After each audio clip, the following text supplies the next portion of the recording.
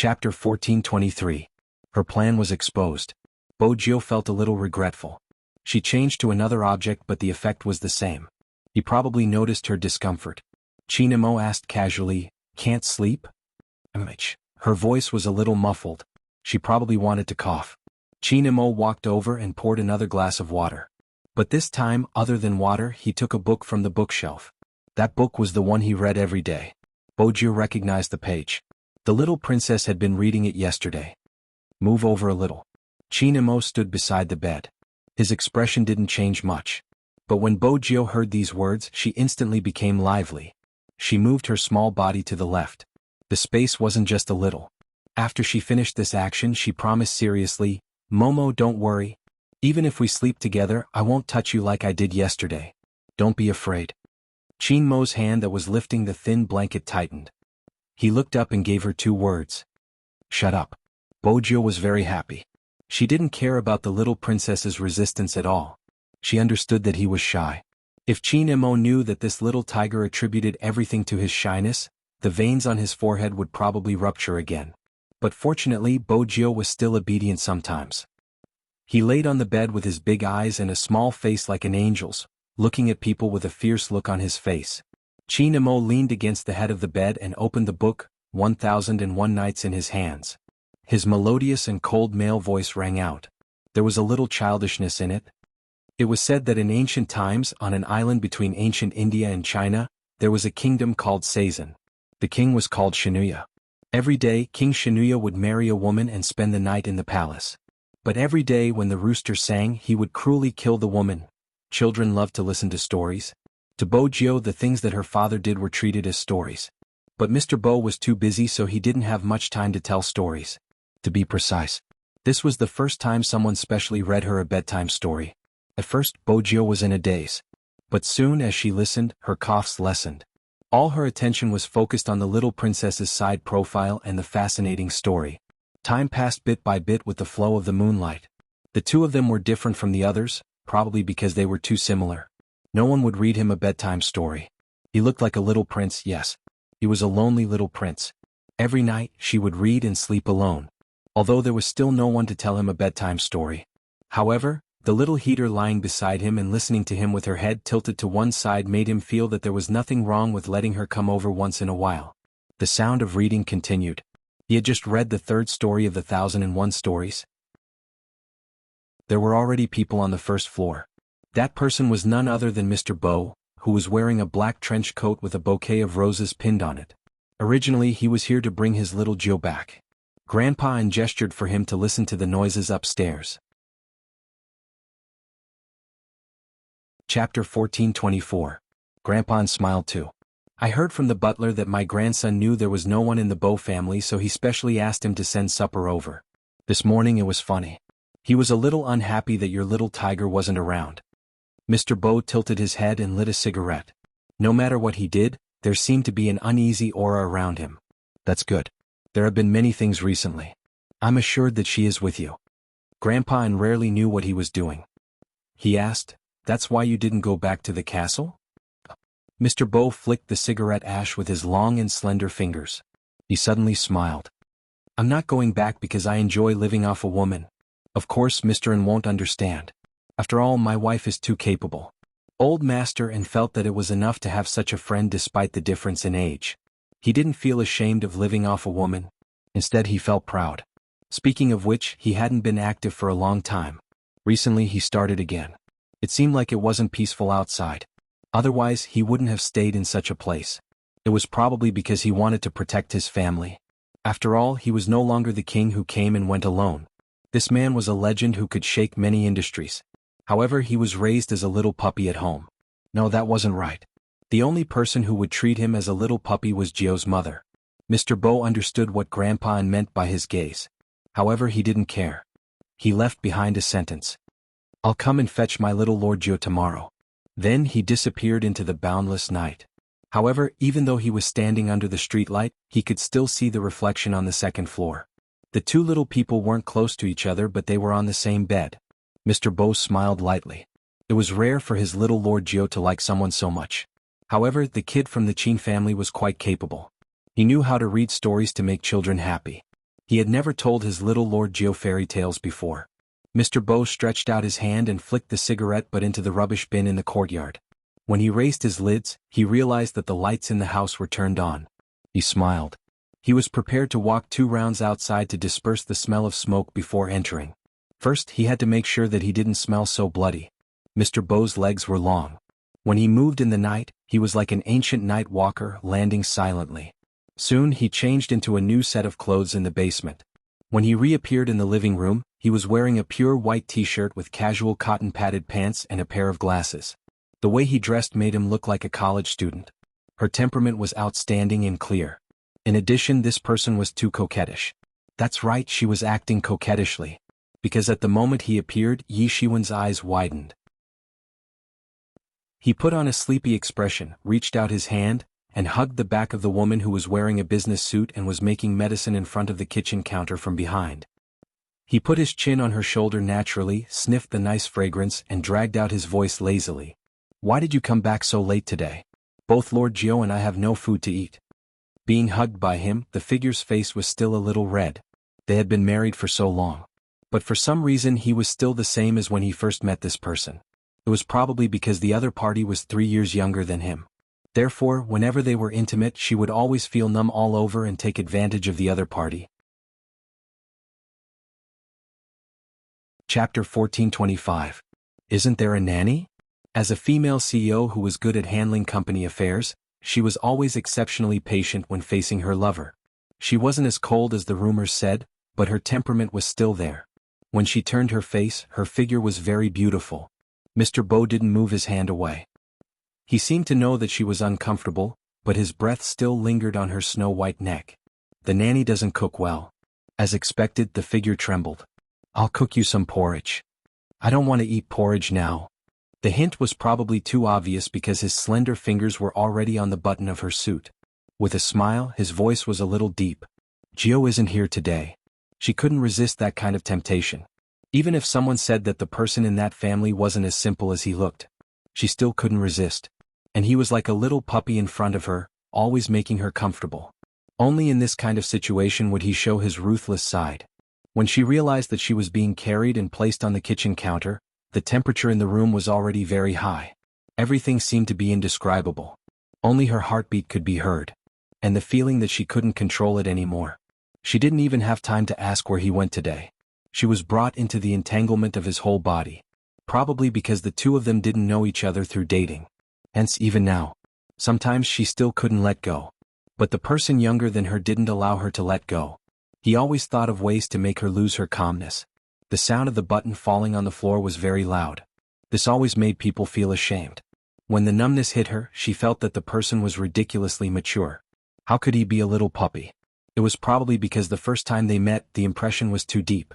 She picked him up and brought him home. He was raised by her at home. It was as if it had naturally become her possession. From the time they met to the time they got married, it had only been 3 days. She had never asked if he was willing. Now that her daughter was already 4.5 years old, it seemed a little inappropriate to ask such a question again. But why was the person in front of her getting younger? On the other hand, she was already 3 years older than him. She was about to get old. She didn't know why, but he didn't seem to see it. Was it because young people had more needs? Thinking of this, it was inevitable that his thoughts would drift. He was unhappy that she wasn't paying attention. He bent down and bit her collarbone. "Mrs. Bo, is it because the temptation outside is too great that you can't even pay attention when you go home?" Shouldn't she be the one asking him this? He was still a graduate student. She had seen how hot the girls in the university were when she had driven to pick him up the last time. Those people didn't seem to mind that her Jiao was still on top of his head. They say men with children are more attractive. Others said that it was impossible for him to have a child at his age. He really didn't look like a father. She still remembered the big and small pair sitting on the steps of the university, looking at her with the same expression. Their faces were full of pity, as if she would be a heinous villain if she stood them up again. 80% of Jiao's personality was inherited from him. She also knew that when those hot girls from the university saw her picking him up, they thought she was his sister. However, she had never told him about this. After all, young graduate students were more likable. But he seemed to be very busy recently. Looking at the face in front of him that was obviously not in the right state, Mr. Bo narrowed his eyes and the strength in his hands increased. She still wanted to struggle. Don't clothes, there are many of these clothes at home. When their breaths were really hot. It was still snowing outside. In the darkness, only their body temperature kept rising. Her entire body was covered in a thin layer of sweat after being tortured by him. He pushed her long hair away from her face and allowed her hands to wrap around his neck. His gaze was as deep as the night outside. Honestly speaking, when would his wife stop thinking about age? He was younger than her and it wasn't something he wanted. But in her eyes he always seemed to be different. Mr. Bo laughed in a low voice and carried the exhausted beauty up horizontally. He returned to his little puppy image. The weather outside only cleared up the next day. When the sun shone down, everything seemed to be full of life. The European-style courtyard was always trimmed beautifully. There would definitely be lawns and trees. There would also be a white fence. There were green plants climbing on one side of the wall. Along with the sunlight, they formed fragmented silhouettes. Chinamo stretched out his hand to block, but he still felt that it was dazzling. This made him look down instinctively. He didn't expect to see a white and tender sleeping face. When a certain little tiger slept, she really looked like a little angel. Her eyelashes were very black and long. Each of them was distinct. When they fell down, they could even fall on her face. Her cheeks were chubby. Her mouth was slightly open and she bit her thumb. She was very mischievous as she moved her thumb. Not only that, one of her hands was placed on his waist. She looked as though she was protecting him. Chinamo took a deep breath. Did this little tiger think that she was taller than him? Was that why she was hugging him like this? After calming his expression, he wanted to lift the small blanket on them and get off the bed. But the moment his fingers moved, he heard her call, "Momo?" She didn't wake up. She had called out Momo unintentionally. Maybe she had dreamed of something. But that soft and childish voice made Chinmo's heart soften, which he shouldn't have. He didn't wake her up. Instead, he stretched out his hand and placed it on her forehead. The two of them were very close to each other. They could touch each other just by raising their hands. For Chinamo, he had never been so close to someone of the same age. After testing the other party's temperature, he turned his face away. He didn't know why he fell asleep in such a position last night. No matter what, he couldn't let this little tiger know. It was a pity for our young Master Chin. Before he got to know a certain little tiger, young Master Chin never knew what a dark history was. But now, when he thought of the difference in their height, the fact that he was carried out of the bathtub by a little tiger yesterday, and the fact that the other party had seen him as a girl because of his appearance, Chinamo couldn't help but narrow his eyes. When he got up, he felt that his throat was a little uncomfortable. He loosened the collar of his pajamas and planned to wash up. Chapter 1426. Together? Chinmo's frown deepened when he heard this. He turned his head and saw the little tiger climbing up from the bed. She bent her legs and held onto her little keyboard with one hand. She was rubbing her eyes with the other. She looked like she was about to jump down. Chinamo didn't want to take a deep breath anymore. Instead, he reminded her calmly, "Little Bojo, you're a girl and I'm a boy. Tell me, how are you going to pee with me?" "Mamich?" That tone was definitely not too happy. Bojo sobered up instantly. She paused her claws and smiled. "I forgot again. Momo, don't be angry. I know how to whistle. I can stand outside the door and whistle for you." Chinamo turned his head and smiled coldly. Then he stuffed her into the blanket and said, "Stay here." What a joke. Someone was whistling outside. Who could come out easily. He had also said that the only reason he could tolerate this little tiger was because she would listen to whatever he said. When Chinamo finished washing up and came out, Bojo was still on the bed. She was probably too bored from waiting and was doing somersaults. When she saw that he was done, she rolled like a tiger and straightened her body. Chinamo didn't have extra slippers here, so he let her wear his. At first, he didn't want to care so much about her. After this person entered the bathroom, she lowered her head and started to wash her face. Chinamo pulled her back. He lowered his head and rolled up her sleeves in a few seconds. It was purely because he couldn't stand this idiot's actions. However, Bojo realized something. Little Princess Chin's throat seemed to be uncomfortable. She couldn't have infected him, could she? As she was thinking about this, Bojo wasn't very serious when she was washing up. She casually washed her face and ran to the study table. She remembered that the little princess had placed the medicine box here last night. At this moment, Bojo didn't recognize any medicine. Moreover, it was written in Chinese characters. She couldn't understand it. But she recognized the picture printed on it. Based on her good memory, she recognized the box that the little princess had fed her yesterday. Yesterday her throat didn't hurt so much after eating this lozenges. After taking it out, he carefully dismantled one pill. Qin Mo saw the little tiger's actions but didn't pay much attention to it. He even felt that this little tiger was finally not stupid and knew how to find medicine for itself. But in the next second, Qin Mo froze. That was because the little tiger used its height advantage to lift his chin and stuff a pill into his mouth. It was slightly sweet with a hint of bitterness. The taste of Chinese herbal medicine spread from the tip of his tongue. Qin Mo's eyes widened. Not because of anything else, but after that person fed him the pills. She even rubbed his head and said, "Good boy, it's not bitter." As a boy, was he afraid of hardship? Besides, little Bojio, what kind of position are you in? Young Master Qin smiled coldly again. Anyway, it was already dawn. It didn't matter if he threw her out. But before he could say anything, the little tiger looked at him with her big eyes and said, "Momo, you must tell me if you feel uncomfortable. For example, your headache. Yesterday I had a headache and then a fever. The fever was too stuffy and I couldn't come out to play with you. But this is also my fault. I know that my body is too weak, but I still came to find you." Very good. Once again. Chapter 1427. Qin Mo looked at her. This was the first time he wanted to refute someone so seriously. Little Bojio. Mamich? Bojio scratched her ears. She wanted to touch his head, but the little princess didn't seem to like it. Hence, she could only retract her hand. Qin Mo said coldly, "I'm not weak. Remember this." "Okay, you're not weak.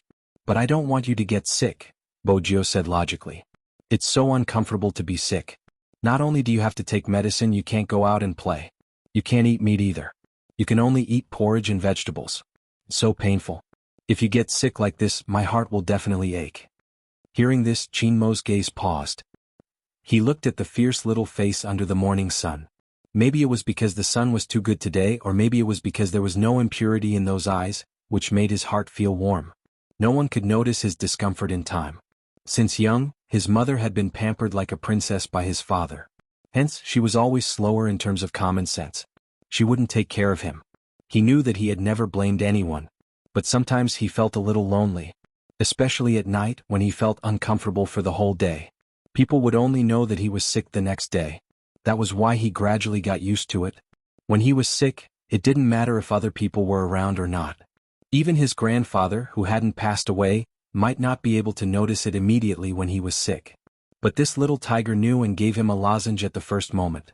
She even told him. Her heart would ache when he was sick. Qin Mo moved. His fingers instinctively wanted to hold on to something. It was her restless claws that entered his hands. It was soft and suitable for his hands. Except for the fact that she was taller than him. Actually, this little tiger was quite pleasing to the eye. When she didn't speak, she was very obedient. As for other aspects, he could teach her slowly. Since she was the one who took the initiative to come to his side. He had no reason to reject her. It wasn't right. Anyway, her parents didn't care about him. It wasn't a problem for this person to belong to him. Although he didn't have any specific concept of raising a child. But it shouldn't be difficult to raise such a little tiger. What's more, a certain someone was stupid enough to want to buy him. Qin Mo seemed to have confirmed something. He glanced over and helped Bojio roll her sleeves. His voice was calm. "Do you think everyone is like you, only liking to eat meat? I'm not the only one who likes to eat meat. Take another 10 steps and you will see the red-haired little William. He likes to eat meat too, but he's afraid of me. Every time he makes a turkey at home, he would offer some to me. His face would always be red." Bojio explained. "The roasted turkey is delicious." Qin Mo raised his eyebrows and singled out the name without changing his expression. "Little William? Yes, it's nearby. We even made an appointment to eat hamburgers together. Now we can only wait for my cold to recover." Bojio was busy explaining things to little Princess Qin. She didn't realize that Qin Mo's gaze was different from before. Previously, he had given himself a set environment. She thought she had no one to turn to but him. Now it seemed that this was not the case at all. Also, the name William would only be given to a boy. Chapter 1428. Qin Mo narrowed his eyes. He was as cold as a prince. "When are you guys meeting?" "The day after tomorrow." Bojio told her little princess everything she knew. Qin Mo seemed to see the desire in her eyes to go out to eat hamburgers. After helping her roll up her sleeves, he said casually, Your cold should be gone the day after tomorrow. You can go out to eat. When Bojio heard this, she was even happier. Her tiger eyes lit up. Momo, do you want to go with me? Her father had said that if she wanted to raise him, she had to show some sincerity and use feelings to communicate. Bojio thought about it and felt that other than sleeping, going out to eat meat was the best way to increase his affection. She didn't know that Chinamo was waiting for her to say this. He smiled. Okay. He agreed. Bojio blinked. She didn't dare to believe it. After all, Momo had rejected her last night. He had wanted to throw her out of the window. Why was he different today? As expected, her father's words were true. A good night's sleep can increase feelings. Bojio was happy for a while. When she came back to her senses, she realized that little Princess Chin was wiping her hands. She seemed to have become cleaner after being by his side. This was probably what her father had taught her before: you get stained by the company you keep. When she was young, Bojio had a strong comprehension ability. That was why Chinamo would always have a headache trying to correct her understanding of Chinese characters. The young golden-haired butler was already prepared to send Miss Jio back to the other side as soon as he arrived. After all, he had overheard his young master using a restrained voice to say, "Little Bojio." He didn't expect that. Not only did his young master not allow him to send her back. After breakfast was served, he naturally peeled an egg for Miss Jio, who was sitting opposite him. The most difficult thing to accept was, he even blew on the bowl of porridge beside his hand and pushed it to the opposite side. Wait a minute. The butler started to recall the energetic Chinese culture he had learned about on the internet. The main characters didn't seem like they would do this. His young master didn't seem like he was taking care of someone his age. Instead, he seemed like he was raising a child. No, that wasn't right. He was more meticulous than raising a child. There was a rule in raising a child here. It was to cultivate the child's ability to take care of himself. Things like peeling eggs and blowing on porridge to cool down would never happen here. He didn't know if he had accidentally failed to control his rich expression. Young master, who was eating the soup dumplings, looked up and glanced at him. The golden-haired butler shivered and immediately stood up with the tray, assuming a standard standing posture. Chinamo retracted his gaze and lowered his head to take another bite of the xiaolongbao on the bamboo chopsticks.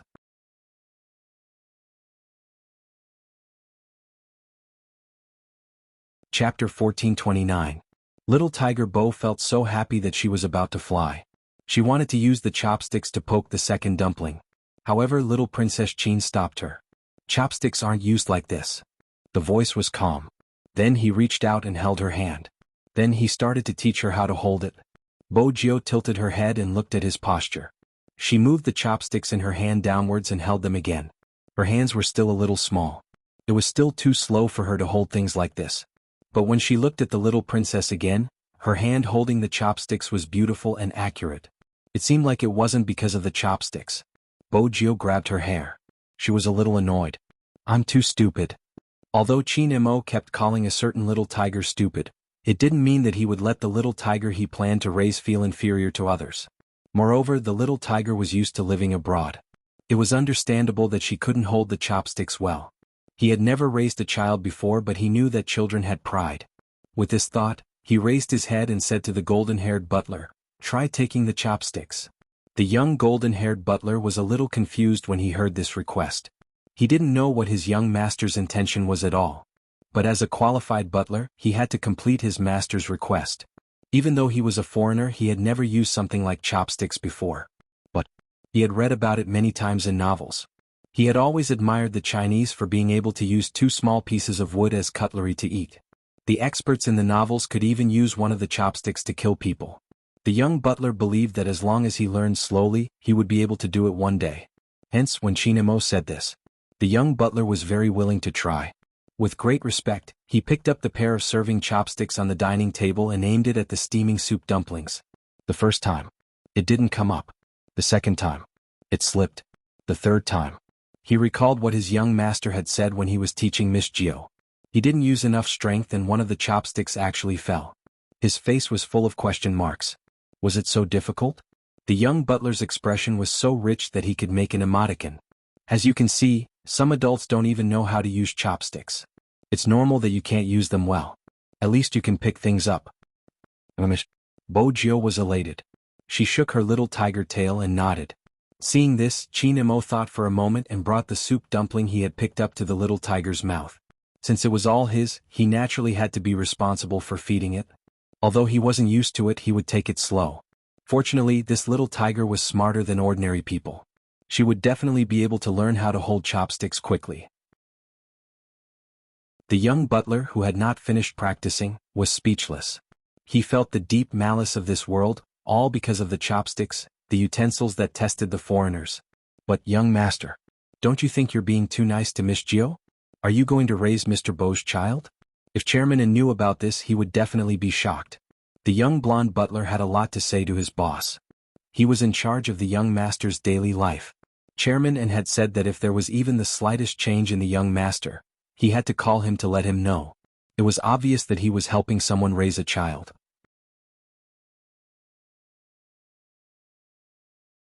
Chapter 1430. Before the golden-haired butler could make the call to inform him, he was called to the study by the young master who had finished breakfast.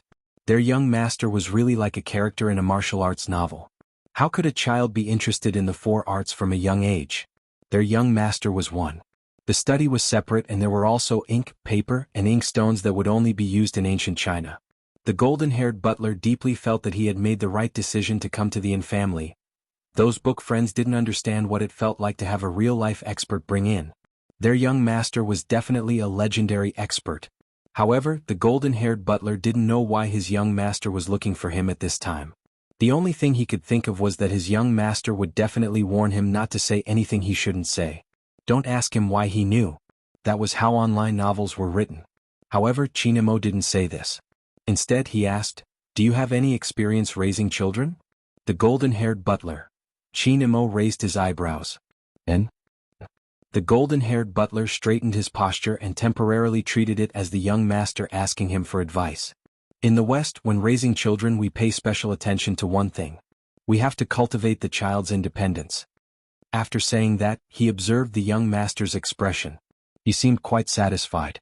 He continued, "For example, it's better to let the child do it himself." When Chinamo heard this, he looked up. "May I ask, how old are you this year?" "Young man, I'm 24, the golden-haired butler said in English. After Chinamo heard this, he put down the notebook in his hand. 24 years old shouldn't be married yet. I've read Western books.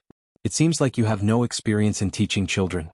So, the golden-haired butler didn't quite understand this sentence. Chinamo seemed to be specifying some plan and said to himself, "You still have to feed the baby tiger." The golden-haired butler. "Young master, since you have already decided, why are you asking me? What's more, the baby tiger is still young. You are the same age. Also, change my breakfast to milk in the future." When Chinamo said this, there was no expression on his little face. The golden-haired butler was confused. "Young master, I thought you didn't like milk?" Chairman N had even specifically mentioned this point in the kitchen. The young master had a preference for Chinese food and did not like milk with its fishy smell and foam. He rarely drank it. Why did they suddenly want to change breakfast? Chinmo's fingers paused when he heard the butler's question. What else could it be? 3 centimeters. Young master. The golden-haired butler glanced sideways and asked again. Chinmo's expression was calm. "From today onwards, I like it." The golden-haired butler was speechless. He thought that his young master was really unpredictable. Just at this moment, he suddenly heard a cute little voice with the aura of a tiger. "Momo?" The young golden-haired butler turned his head, and sure enough, it was Miss Jiao. Chinamo saw the little tiger walking over with hot water in her paws. He raised his eyes and gave the blonde butler a look. The golden-haired butler did this very well. His eyes lit up as soon as he saw it. His comprehension ability was very strong. No, he had a stomach full of things to tell Chairman N. He had to calm down and summarize. Bo Jiao, who was in the study room, still didn't know what had happened. She wagged her little tail and watched as her little princess drank the hot water she brought over.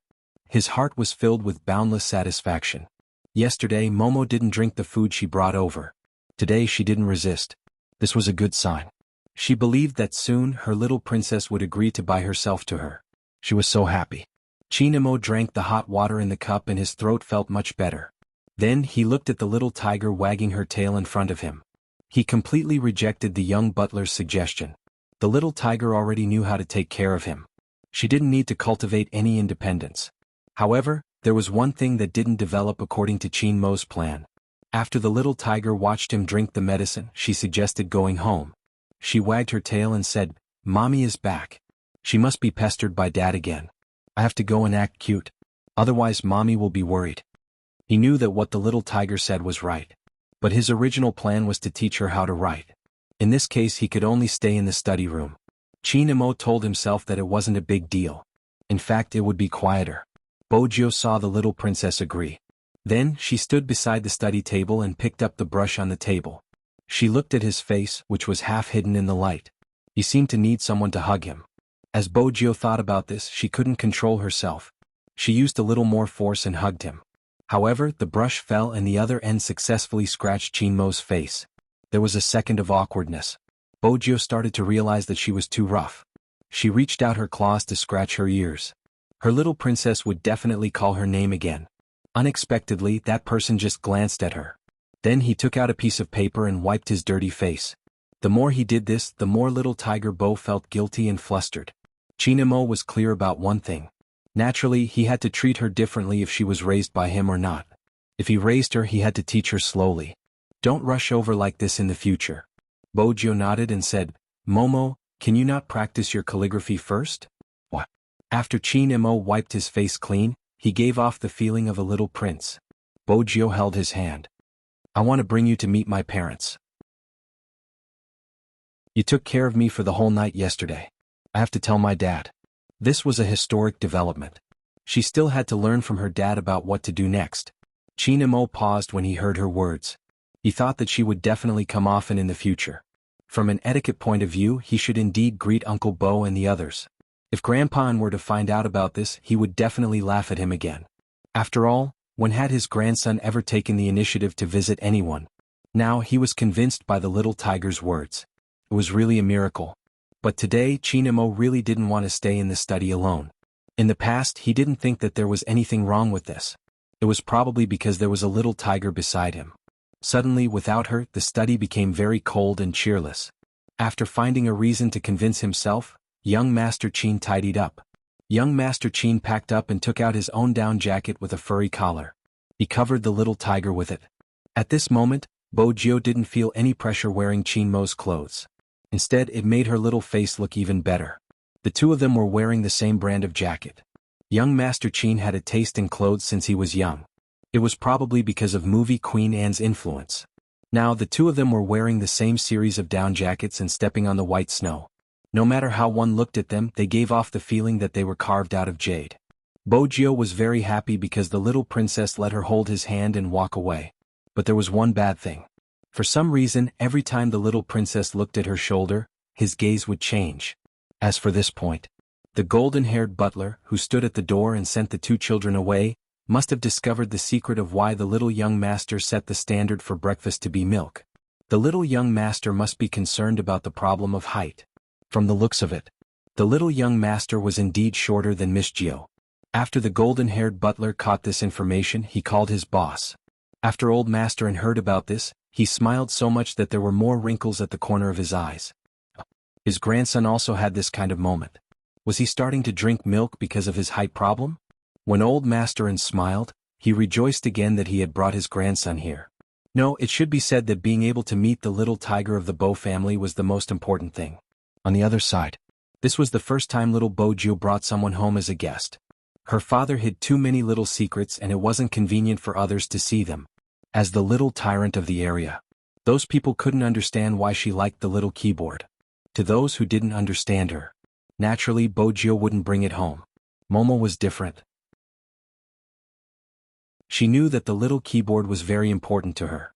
She even wiped it for her and let her hug it. Anyway, how did little Tiger Bo see her little princess now? Mr. Bo didn't expect that his Lord Gio would bring young Master Chin from across the street to freeload. He had originally set up the image of a man who relied on women. After seeing Chinamo, he raised his eyebrows lazily. Chinamo was a smart person. He thought of the adult he saw at home and the adult who was wearing a headband on his head and dressed like a student.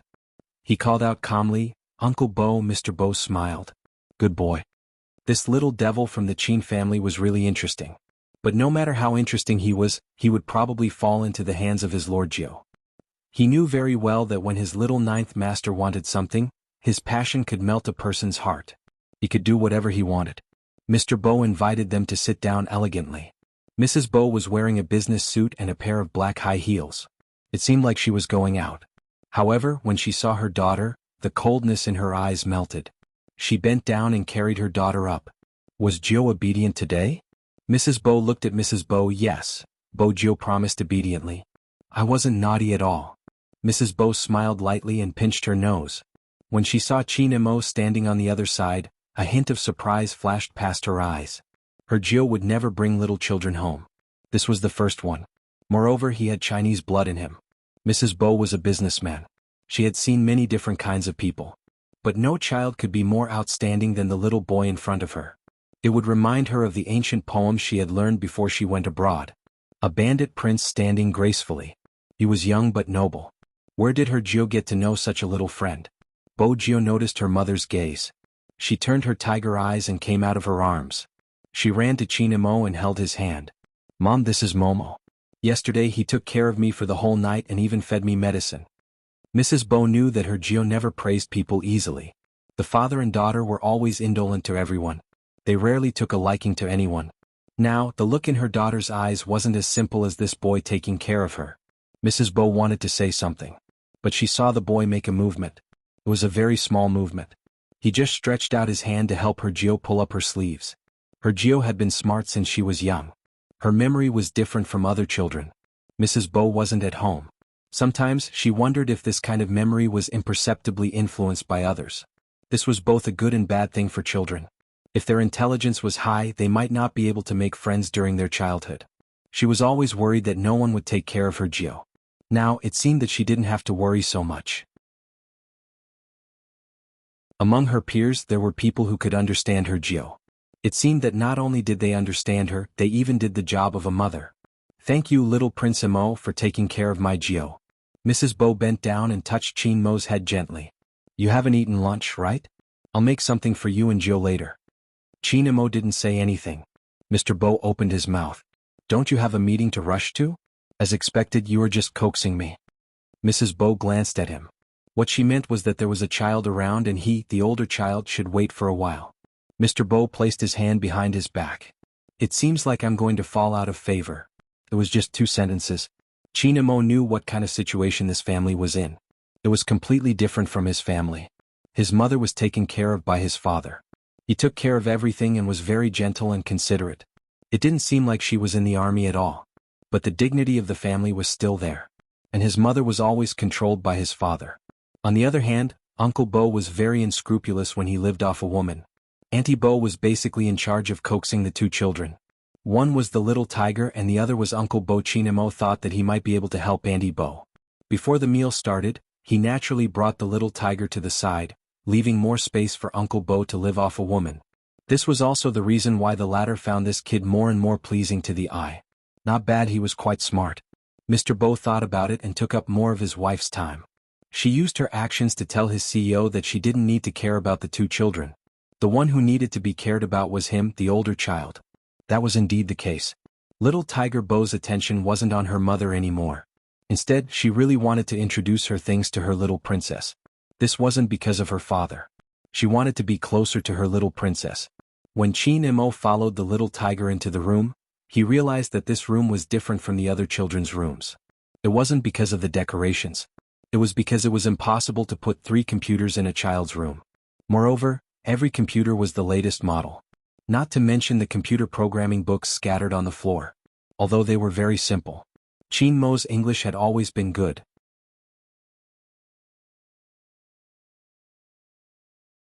Chapter 1431.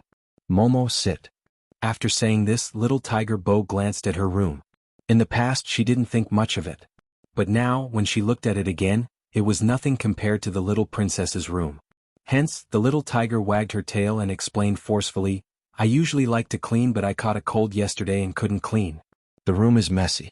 Why don't you sit on my lap? After saying this, she patted her leg. Qin Mo didn't care about her. He walked over and picked up one of the bag of chips. His face was cold. This shouldn't be from yesterday. Little Tiger Bo, who was exposed, started to change the topic. Momo, let me introduce my pets to you. This is Little Silver number 1, this is Little Silver number 2. They were all computers. Chinemo glanced over. He knew that the child needed to be coaxed, so his praise was rather perfunctory. Not bad names. If the computer had sentience, it would definitely jump out and ask the little prince what was so good about Little Silver Number 1 and Little Silver Number 2. On the other hand, Little Tiger Bo was delighted that her taste was approved. I haven't completed my mission today. Momo wait at the side. I'll be done soon. Ever since she was young, Bo Jiu rarely trusted anyone. It was probably like what Madame Bo said. This child took after her father. She might look lazy, but in reality, it was hard to get close to her. But in front of Chinemo, Bo Jiu seemed to be completely open. She didn't know why. It was probably because she met someone who lived a completely different lifestyle from her. Or maybe it was because no matter what she saw, little Princess Chin would be the same as before. Even in such a situation, he would only roll up her sleeves. Bo Jiu felt that meeting the little princess was a blessing she had accumulated in her previous life. Of course, she had to treat her future pet with sincerity. Her dad had said that humans could disguise themselves in different ways. But when she met someone she truly liked, she had to listen to him and give in to him with her heart. Little Bo Jiu felt that she was a domineering CEO. Of course, she had to show this through her actions. She had to spoil the little princess. Now, she had to let the little princess know that she was busy occasionally and couldn't always accompany him. This way, the little princess would be sensible and wouldn't have a psychological gap. When little Tiger Bo thought about this, she felt that she was too smart. She wagged her tail and smiled. Chinemo watched from the side as she bent over to connect the keyboard. Her tiger paws typed slowly on the keyboard. Her white and tender paws were a little small. However, the speed was very fast, and the code that he typed was something that no one could understand. That kind of scene would usually only appear in a comic. After all, the person typing on the keyboard was too young. Before he had met this little tiger, Chinemo had thought that in terms of intelligence he was one of the few people his age. Now that he saw the little tiger typing on the keyboard, the word, genius, naturally appeared in his mind. The little tiger he wanted to raise was a genius. From the looks of it, he had to pay extra attention to his diet and nutrition. Young Master Chin was indeed young Master Chin. Seeing such a thing, the first thing he thought of was how to raise people well. This time she was fast. What a joke. The little princess was still waiting at the side. She had to show off her boyfriend power when she was doing her mission seriously. The little tiger buried her head in her computer program and didn't notice that Chinemo was looking at her as though she was a pet. He was probably too engrossed in deciphering some things. When the little tiger came back to her senses, she realized that half an hour had passed. Oh no. She had forgotten that the little princess was at the side. Would the little princess feel that she had neglected him? Little Bo Jiu thought about this and sat up with a roll. But when she turned around, her round tiger eyes were wide open. Her room seemed to have become a lot tidier. Then she looked at Chinemo, who had placed her code book at the side. In an instant, there was only surprise left on little Bo Jiu's face. She couldn't control herself and pounced on the cold-looking boy. Wasn't that enough? She even rubbed her little tiger face against him. Momo, why are you so virtuous? I'll marry you in the future, okay? Chinemo wasn't willing to be pounced on like this because the more she did, the more he could feel the difference in height between them. But a certain little tiger didn't know how to restrain herself. And what did she mean by marrying him in the future? Little Bo Jiu virtuous is used to describe a girl. When Chinemo said this, his tone was a little gritted. Little Bo Jiu didn't get it at all. She looked up with bright eyes and her tiger ears perked up. But you're so capable. You're virtuous. After she finished speaking, she lowered her eyes and kissed him naturally. I'll give you a kiss as a compliment. Instantly, Chinmo's fingers froze. Even the words he wanted to say were blocked by the word chirp. The place that was kissed felt hot again and again. Coupled with her soft face, it was as if a feather had gently brushed against the bottom of her heart. There was an indescribable itch, and there was also the milky fragrance of candy. It was hard for people not to pay attention to it. Chinemo pushed the little tiger away and tilted his head. Bo Jiu wasn't sad at all after being pushed away. She patted her little tiger's sleepy head and smiled at the boy whose ears were gradually turning red. This was the bad thing about her little princess. She was too shy. In comparison, she seemed like a little gangster. But she could still understand her little princess's heart. He must be thinking that if he performed well, he would get a kiss. He would definitely perform better in the future. Fortunately, young Master Chin didn't have any achievements in psychology. If not, he would definitely take a deep breath after knowing the little tiger's inner thoughts. Bo Jiu was elated for a while. Then she said seriously, Momo, even if you're not virtuous, I will still kiss you. Qin Imo only gave her one word. Heh. The cold and aloof little prince. Bojio understood that he was being arrogant. It wouldn't affect her performance. Qin Imo looked at the little tiger in front of him and narrowed his eyes. He realized that a certain someone didn't understand the difference between men and women. Also, it wasn't good to kiss whoever she liked. After all, there was still the little red hair called William. With this thought, Qin Imo turned his face and pinched the little tiger's ears. He realized that he wasn't as smooth as he had thought when he was doing this. When they stood together, he was a little shorter than her. This caused Qin Mo's voice to be much colder when he spoke. In the future, don't kiss anyone you see. You shouldn't use this method to express your love. Bojio tilted her head. Don't use this method? What should I use? I usually give them a hand gift. A hand gift is for a boy to a girl. Besides, there isn't a hand gift in China. Did she want to kiss anyone she saw? Bojio blinked. But we aren't in China now. Don't you have basic manners? Do you usually attend banquets? Qin Imo interrupted the little tiger. Bojio shook her head. I don't. Do you follow grandpa to socialize like me? Qin Imo asked again. Bojio continued to shake her head. Then why do you have to give them a hand gift? Qin Imo added. If you give them a hand gift, it will only make people feel greasy. Alright, Bojio didn't want to be treated as a greasy uncle. She was so cute. Then I won't kiss them. The little tiger said obediently, but in reality, her little face was still mischievous. Qin Imo was used to it. His expression was as cold as before. He didn't say anything else. Raising a child wasn't something that could be done in a day. Moreover, he was raising a little tiger. Some habits had to be corrected slowly. Little Tiger Bo suddenly seemed to have thought of something. She pulled her little princess's hand over and opened one of the computers. One of her little hands moved as though she was modifying some program. Even though Qin Mo's intelligence was high, he was still lacking when it came to computers. He couldn't understand what the little tiger was doing. He could only see his name flashing. Then a certain someone's tail wagged twice. Momo used the mouse to play this game. It's very fun. It will take less than a minute. Even though Qin Imo didn't understand the code, he knew that this was a simple little game that the little tiger had made herself. Is this the mission you were talking about? Amamich, Bojio replied. My dad gave it to me. If I don't do it well, I will eat his instant noodles. I would rather die than eat his noodles. It could be seen how dark Mr. Bo's cooking skills were. Qin Imo wasn't someone who liked to talk about his elders. But little Tiger Bo was. It wasn't easy for her to find someone to complain to. Little Tiger Bo counted her fingers and started to criticize her dad's various shortcomings. He always plays rock paper scissors with me. In order to get more love from my mom, he even says that he cooked the noodles because the noodles he cooked can't be eaten. Last time he added squid in the noodles. The squid was too disgusting and he didn't cook it well. He said that he should cherish his food and brought a pot out to feed the kitten. In the end, even the kitten didn't want to eat the food he cooked. Yet he likes to show off his cooking skills. Speaking up to this point, the little tiger wagged her tail again. She looked at her little princess seriously and said, Momo, later if my dad takes something for you to eat and says that he cooked it for my mom, you mustn't eat it. It's poisonous. Okay. Qin Imo agreed casually. In his heart, he was thinking about what the little tiger usually ate if that was the case. However, he was already prepared for this. After all, the memory of her and Uncle Bo going to their house to freeload food was still fresh in his mind. Little Tiger Bo didn't know that her plan to pretend to be obedient that day had been exposed. She used her small hand to poke the screen and told Qin Imo, Momo, you can move the mouse now. Qin Imo didn't have any feelings towards games. But no matter what, he was still a boy. He found it interesting. He pressed the button with his right hand and the little zombie on the screen jumped forward. The simplicity of the program meant that it was easy to operate. There wasn't any difficulty. At first, he thought that he would just have to jump out of the small wooden coffin and get the blood fruit.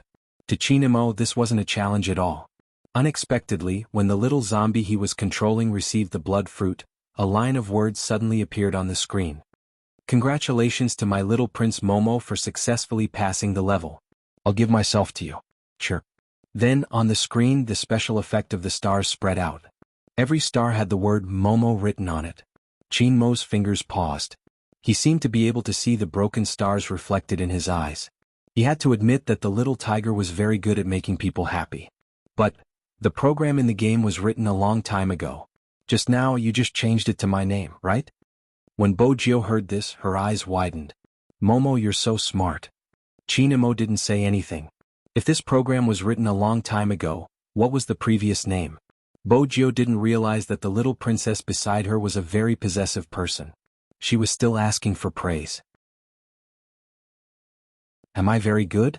Chinamo retracted his gaze and replied faintly, Emimich? Emimich? That was it? Little Tiger Bo thought that after the little princess played the game, he would agree to be her pet. She had called her father and told him about this. Her father said that this was a strategy. Why didn't this strategy work at all? This was the first time she allowed someone to play the game she made. She didn't feel any sense of accomplishment at all. In the past, she had always given herself to her and wrote her name. She had never changed her name to someone else's before. Also, the game she made was quite fun. At the start, she could clearly see the smile on the little princess's face. But that smile didn't last for long before it gradually disappeared. In the end, it became much colder. It seemed like she couldn't listen to her father for some things. Her boss's style was too bold. This wasn't good. It didn't match her reserved image. She had to be self-reliant so that the little princess could accept her as soon as possible. Little Bojio redefined her position. Forgive me for not knowing that her little Princess Chin only had one thought in his mind. That was the day after tomorrow. He wanted to meet the Mr. William that the little tiger had mentioned. After all, he didn't like this kind of person who enjoyed the benefits he deserved one step ahead of him. In short, this was a perfect misunderstanding. On the other hand, little William, who had just jumped off the school bus, sneezed loudly twice. Then he turned his head and looked behind him. For some reason he felt a chill at the back of his neck. This must be his illusion. Little William rubbed the tip of his nose. He had golden hair and blue eyes. In addition, he was originally a foreigner, so he always looked a little unrestrained. Tomorrow he would be able to go out with Joe to eat hamburgers. This time he must ask his father for some money. If not, he wouldn't have enough to eat. But recently he heard that a Chinese kid had moved into this area. It was rumored in their school that he was good-looking and looked like a little prince. He wasn't bragging. With him around, who would dare to call themselves a little prince?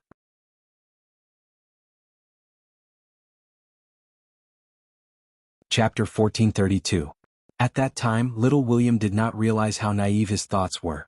He waited until the next day. Little Tiger Bo had always liked to eat hamburgers. In addition, he rarely went out. This time he was going out with the little princess. No matter how he thought about it, he was excited. She climbed Chin Mo's wall before the sun rose. Unfortunately, after being discovered, little Princess Chin didn't talk to her for an hour. Bojio caressed the bridge of her nose, walking 2 rounds beside him. In the end, Chin Mo heard someone's stomach rumbling. He frowned. Come over. Bojio was standing by the side of the bed. When she heard the little princess's words, she moved closer. Chin Mo helped her take off her hat before asking, Do you know your mistake? Bojio blinked. I know. Looking at that expression, it was impossible for him to know.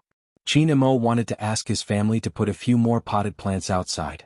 He wanted to see how she was going to do those dangerous things with all these things in front of him. Little Tiger Bo was still immersed in the excitement of going out to eat hamburgers. She couldn't understand little Princess Chin's thoughts at all. But then she was glad again. Because little Princess Chin took a piece of cake out of nowhere and put it in her mouth. Delicious. The outside was crispy, but the inside was soft with a hint of sweetness. It wasn't like the snacks she had eaten before. It looked like it was made in China. Ever since she was young, little Tiger Bo had always been interested in local food. She glanced over with her round eyes. She wanted to eat a second one. But she became reserved. Chin Mo could tell what the little tiger was thinking. He smiled and looked at her obedient look. He pinched another piece and placed it in her mouth. His voice was cold. Remember to eat breakfast in the future.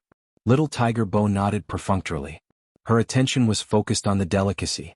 Momo, what is this pastry called? Chin Mo paused. It was obvious that he didn't want to say the name. However, little Tiger Bo didn't seem to have any intention of giving up after eating 3. As he wiped his hands, he spat out 3 words, wife cake. Wife biscuits? What does wife mean? At this moment, her vocabulary was still limited. The main reason was that Mr. Bo never addressed his wife as his wife at home. He always called her Mrs. Bo. Hence, until now, little Tiger Bo had never come into contact with this term. However, little Tiger Bo didn't want the little princess she wanted to buy to think that she was uncultured. Therefore, she tried her best to make her face look as calm as possible. In her heart, however, she was thinking that when she returned home, she would have to ask her father what his wife meant. Actually, the reason why Chinamo didn't want to say it wasn't just because of the name. It was the story behind it. It had to be said that this was also because it was Chinamo. Other people at his age might not know that there was a story behind the wife cake. This was inseparable from his family's upbringing. Old Master Qin, who had passed away, was the founding general of the country. When he had taught Chinamo, many things had been imperceptibly influenced. Every object had an allusion to it. This was not something that every general could do. But for the 1,000-year inheritance of a great country, Old Master Qin valued him very much. Over time, Chinamo had read countless books. When Old Master Qin was still alive, every time he saw little Chinamo sitting at the desk reading, he would let him go out to play. At that time, Chinamo was still wearing camouflage clothes, which was different from what he was wearing here. He gave people the feeling of a little man. He only told Old Master Qin that after training he liked to read books. Many people were lamenting that the Qin family had such a child, which was simply used as a benchmark. That was indeed the case. There was one thing that the young butler was right about. Their young master had the temperament of a young master from an ancient aristocratic family, just like a royal family. Indeed, that was right. In the modern world there were many outstanding children. But the cultivation of an aura definitely didn't rely solely on the accumulation of money. Especially this kind of ancient nobility. It depended on one's character, upbringing and everything that one had absorbed. Chinamo was such an existence. He watched as the little tiger beside him ate the wife cake. A string of illusion appeared in his mind. Fortunately, the little tiger didn't know the meaning of a boy giving a girl a wife cake to eat. Otherwise, who knew what else she would do? Even if she raised her as her own. But the indifferent young Master Qin still wasn't used to being kissed like this. After all, he only wanted to raise the little tiger, not marry her. Bojio didn't know what the little princess was thinking. The wife cake was too delicious and the black tea that the little princess fed her. Accidentally, she ate 6 pieces. When she wanted to eat more, Chinamo frowned. Chinamo frowned and took the tray to the side. Eating too much sweets wasn't good for her teeth. This idiot really didn't know anything. Chinamo now understood the helplessness of raising a child. There was nothing left to eat. Little Tiger Bo patted her clothes and stood up. Today Bojio didn't wear her pajamas. Instead, she wore a pure white sweater and the black down jacket that Chinamo had given her yesterday. It matched Chinmo's current attire. Chinamo was very satisfied with this. After they went out, he was worried that the little tiger would feel cold. He took off the scarf around his neck and wanted to wrap it around the little tiger. It was also at this moment. The awkward moment came. He was shorter than her. Although he didn't need to stand on his tiptoes this time. Young Master Qin still raised his eyebrows. His expression didn't change but his tone was very calm. Don't drink milk for breakfast in the future. After Bojio's little face was wrapped by the scarf, her round tiger eyes seemed even brighter. It was very attractive but she didn't understand why the little princess didn't allow her to drink milk. Chinamo saw the confusion on her little face. He said calmly, "From tomorrow onwards, I will ask the butler to send you porridge in the morning. There will also be soup dumplings made at home. Don't you like to eat these?" Compared to milk, of course, soup dumplings were better. Bojio really didn't expect her little princess to be so considerate. She stretched out her hand instinctively and hugged the boy's waist in front of her. "Momo, you are so good to me." Chinmo's face heated up. He didn't know if it was because he had a selfish motive for sending this breakfast or because she hugged him again. The scene of 2 children hugging each other was still very eye-catching. Grandpa happened to go out late today. When he saw that his grandson was being hugged but he didn't push the other party away, the surprise in his eyes became even more obvious. He knew that his grandson treated the little tiger of the Bo family differently but he didn't know that it was different to this extent. It had only been 3.5 days and he had already become so good? Was his grandson's cold and aloof persona about to crumble? But this was also good. The friends made when they were young were usually the most heartwarming. If Grandpa knew that his grandson wasn't making friends but was raising a child, he would definitely feel vexed. On the other hand, the golden-haired butler at the side felt that his young master was seriously making a plan to raise a child. It was really scary. Little Tiger Bo had a different view on this point. She didn't feel that she was being raised by her little princess. After all, her father had said that the person who made the decision financially was the one who raised the family. For example, her mother was the one who raised her and her father in their family. She had planned to pay the bill when she arrived at the hamburger shop. She had to show her family's financial resources to her little princess. Other than eating a lot of meat, this was little Tiger Bo's goal. The Yin family didn't lack chauffeurs. This was the first time his grandson went out after he came overseas. Grandpa An's feelings were complicated. He was afraid that his grandson wouldn't like this place and would prefer to live in China, so he specially sent a Lincoln limousine. It had to be said that Grandpa An's style was very exaggerated when it came to pampering his grandson. On the other hand, when Qin Mo saw the limousine, he asked the chauffeur, who was wearing a tall hat, to change to another car. The limousine was too big. He sat in the back and couldn't carry the little tiger on his lap. This was what he had read in the book yesterday. It was best to carry the child on your lap when taking care of a child. That way you would know that you valued her. Qin Mo thought for a moment. It was most convenient to sit in a car. He was shorter than her after all. Little Princess Qin was very concerned about his height, but he didn't show it. On the other hand, little Tiger Bo was a little surprised when she was carried in the car. Usually she was the one who thought of ways to pounce on the little princess. It was really abnormal for the little princess to take the initiative to hug her. Was the little princess not shy anymore? Bo Jio tilted her head and studied Qin Mo's expression. She could only see the coldness on his face. She couldn't see anything else. At the start, Qin Mo felt a little uncomfortable. After all, he had never hugged anyone before. After driving for 3 minutes, he got used to the milky fragrance on the little tiger's body. Bo Jio opened her eyes wide. She sat in his arms and looked left and right through the car window. Every time she passed a street, she would introduce it to Qin Mo. Momo, you must go and play here. My dad brought me here and it's very fun. Momo, there is a river on your side and across the river is my dad's school. In the past, before you came here, I would always go there to play alone. My dad is still a postgraduate student. Can you believe that a person like my dad is also a postgraduate student? My dad is too dissolute. I have to help my mom keep an eye on him. There was a period of time when I went to spy on him every day. In the end, that guy only knew how to sleep.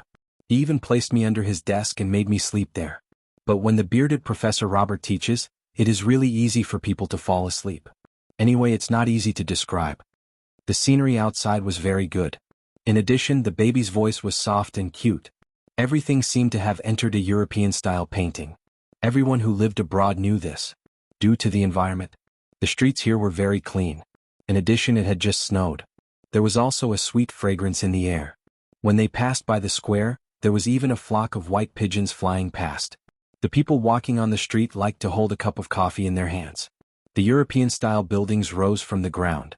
Most of them had clear colors. This was probably the charm of this city. But Qin Mo didn't look at the scenery. Instead, all his attention was on the little tiger in his arms. Other than rolling up her sleeves. From her words, he came to a conclusion. The little tiger he was going to raise seemed to have a good memory. Not all children could remember the way. Even adults would get lost. Take his mother, for example. She would never be able to tell north from south. But for the little tiger, not only could she tell the direction, but she could also remember the appearance and direction of each street as well as what was there. This was no longer about the sense of direction. It was about memory. Qin Mo raised his eyebrows. He had to admit that the more he interacted with the little tiger, the more he felt that his superpower was nothing. Because there was someone here who was similar to him. She seemed to want to confirm something. Qin Mo pulled out a book from the back of the chair in front of him. It was a book that his grandfather often read. It was an English version about business. This shouldn't be a problem for the little tiger. He flipped to a page. Little Bo Jio. Mamage? Little Tiger Bo was still mischievous. She was thinking about how to kiss the little princess without being noticed. What's written here? Qin Mo pointed at one of the paragraphs. Bo Jio lowered her eyes. Her eyelashes were long as she read a paragraph. After Qin Mo finished listening, he closed the book. Little Tiger Bo realized something. Was the little princess asking her a question just now? It was really too cute. She wouldn't laugh at the little princess's poor English.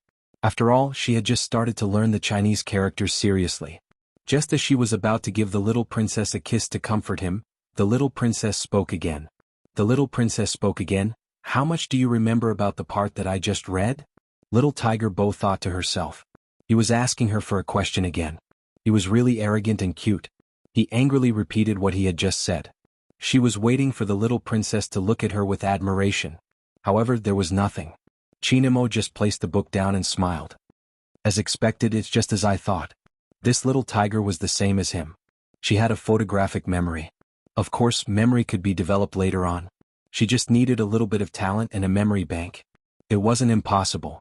Anyone who had watched The Strongest Brain would know. Every object and place has a connection to it. As long as you remembered these connections, remembering things would be very easy. That was because it would form a small three-dimensional map in your mind. This kind of map could only be perceived by yourself. In the past, when he displayed this ability, others would be shocked. They should really come and see the little tiger he was raising. In this aspect, she seemed to be stronger. Bojio's ears perked up as she looked at the smile. She felt that the smile was too beautiful. It was like the snow that had just melted outside. Did the little princess want her to kiss him when he smiled like that? No, she had to restrain herself today. She still had to eat later. If she paid for the kiss in advance today, she would be too happy after eating, but the little princess wouldn't let her kiss him. That would be too sad. Just as little Tiger Bo was thinking about this, they had reached their destination. The black low-profile car stopped by the roadside. It was a plaza with an amusement park.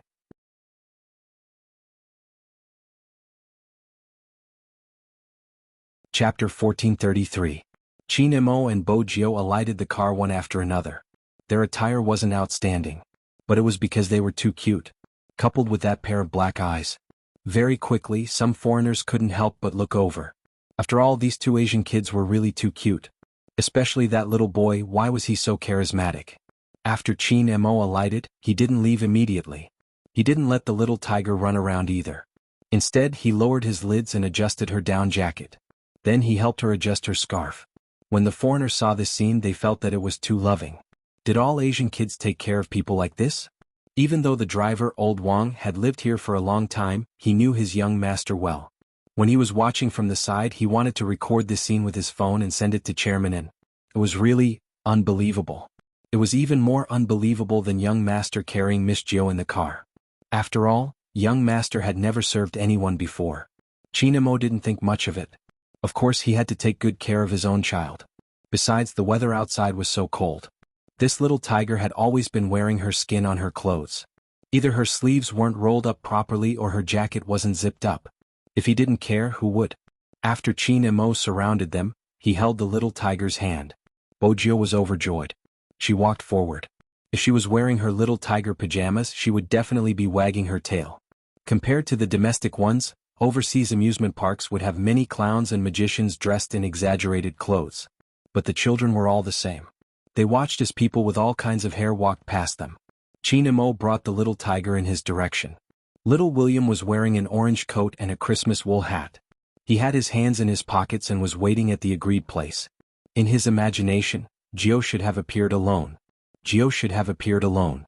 But what he didn't expect was, when he glanced up, he saw not only Jio but also someone he didn't know. And that person's appearance was outrageous. He had black eyes, black hair, and that face. Little William was an Asian. Similarly, he understood that Jio was also an Asian. Logically, Jio was also an Asian. Shouldn't she prefer Westerners? But when such a handsome man like him swayed in front of her, she did not have any reaction at all. Little William still remembered his first awakening of love. Originally, he had brought his subordinates to confess. He didn't expect Jio to think that he wanted to fight with her. In the end, he was beaten up. He was such a big guy, yet he was beaten. From then on, little William, who had a hero complex, admired Jio even more. Therefore, even in the face of such a face, he was not tempted. He was afraid that his Jio would be tempted. Little William seemed to have predicted something. He glared at Jio angrily. Sure enough, in her eyes, there was only this little demon from the east. How hateful. Little William sniffled. His nose was still red and he felt a little wronged. But he couldn't show it. Especially in front of this little demon from the east. As little William thought about this, his gaze fell on Qin Emo. At the same time, Qin Emo had also noticed the red-haired Westerner when the little tiger had walked in this direction. But there was one thing that Qin Emo was concerned about. That is,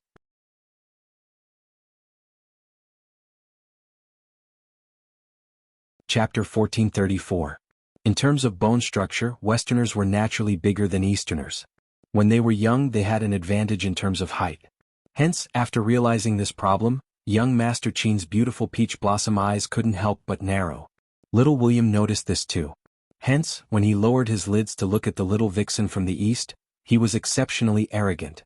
But, honestly speaking, Little William wasn't young Master Qin's opponent at his level. It could be said that among the children of the same age, there were very few who were smarter than young Master Qin. Qin Imo just swept him a glance and didn't say anything. It was as though he didn't see this person, even though the other party was taller than him. It didn't break the nobility on young Master Qin's face. Just one action from young Master Qin would make little William envious. That action wasn't anything special. He just smiled at the little tiger. Then, naturally, little Tiger Bo hugged his waist. Momo, you must be hungry. Let's go in and eat. As she spoke, Bojio introduced him politely. This is little William. Little William, this is Momo, my little prince. She had hugged him. She even used the words my little prince. Little William felt so wrong that he wanted to cry. This wasn't the date he had imagined. However, he couldn't lose just like that. Right now, Jill was bewitched by the other party's beauty. Soon she would find out that his style was more manly. The other party was shorter than him by a head. He didn't need to be so passive. After making up his mind, little William blew at his red hair. He wanted to show the little vixen how powerful he was. Hence, he reached out his hand and said in a very local manner, "Hey brother, welcome." Qin Imo saw through his intentions.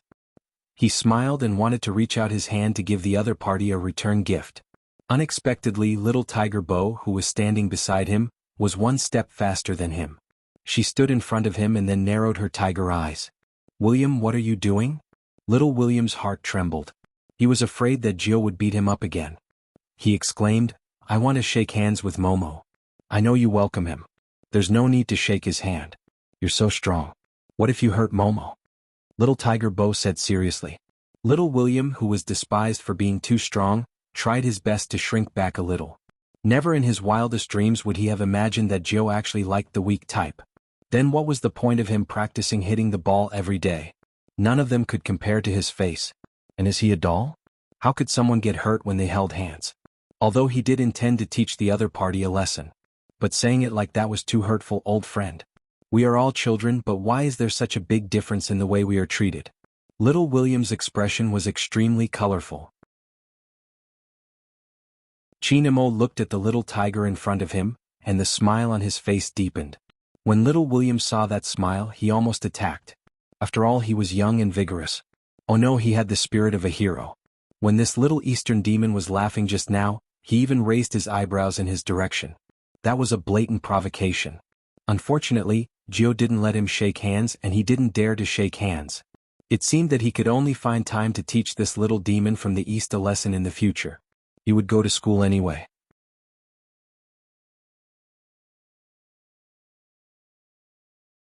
Chapter 1435. Little William was still thinking about this. He didn't expect the other party to send himself to him. That was because the little vixen from the East said faintly, "It's fine to shake hands." Little William straightened his body instantly. His red hair moved and his entire body emitted an aura that seemed to be saying, "Since you walked right into my trap, I'll teach you a lesson now." Qin Imo was wearing a black down jacket and a pure white scarf that was wrapped around his neck. It was as black as ink. He stretched his hand out. Little William smiled. He thought that he was very devilish and unruly. His hair was still red. The moment his fingers touched, little William used a lot of strength. He was waiting for this person to kneel down and beg for mercy. Wait a minute. This didn't seem right. Little William's eyes widened because of the pain from his fingers. A child couldn't hide his emotions and his face was filled with astonishment. He wanted to use more strength to retaliate. But the other party didn't give him the chance. His right hand was starting to turn numb. However, just as little William was about to bend over from the pain, the person on the other end suddenly released his hand. The person on the other end suddenly let go. Then he curled his lips and said in a calm voice, "My hand hurts a little." "William, you're really strong." Little William, whose hand was numb. "Excuse me? Me?" He should be the one complaining about his hand hurting. Little William was panting with rage. He wanted to pull the little vixen's collar up. On the other side, Bojio grabbed his wrist. Her big eyes were still black. She asked seriously, "William, do you want me to beat you up again?" Little William. This wasn't the date he had imagined. He wanted to tell Gio that the little vixen was acting. However, when the vixen turned his head, he seemed to be in pain. Little William was on the verge of tears. Were all the Chinese so good at acting? Gio. Little William's eyes were red. Little Tiger Bojio patted his shoulder and said angrily, "William, don't pretend to be weak. Come, let's go in." I'll give you your favorite Big Mac. Little William, why was he pretending to be weak when he cried? He was so angry.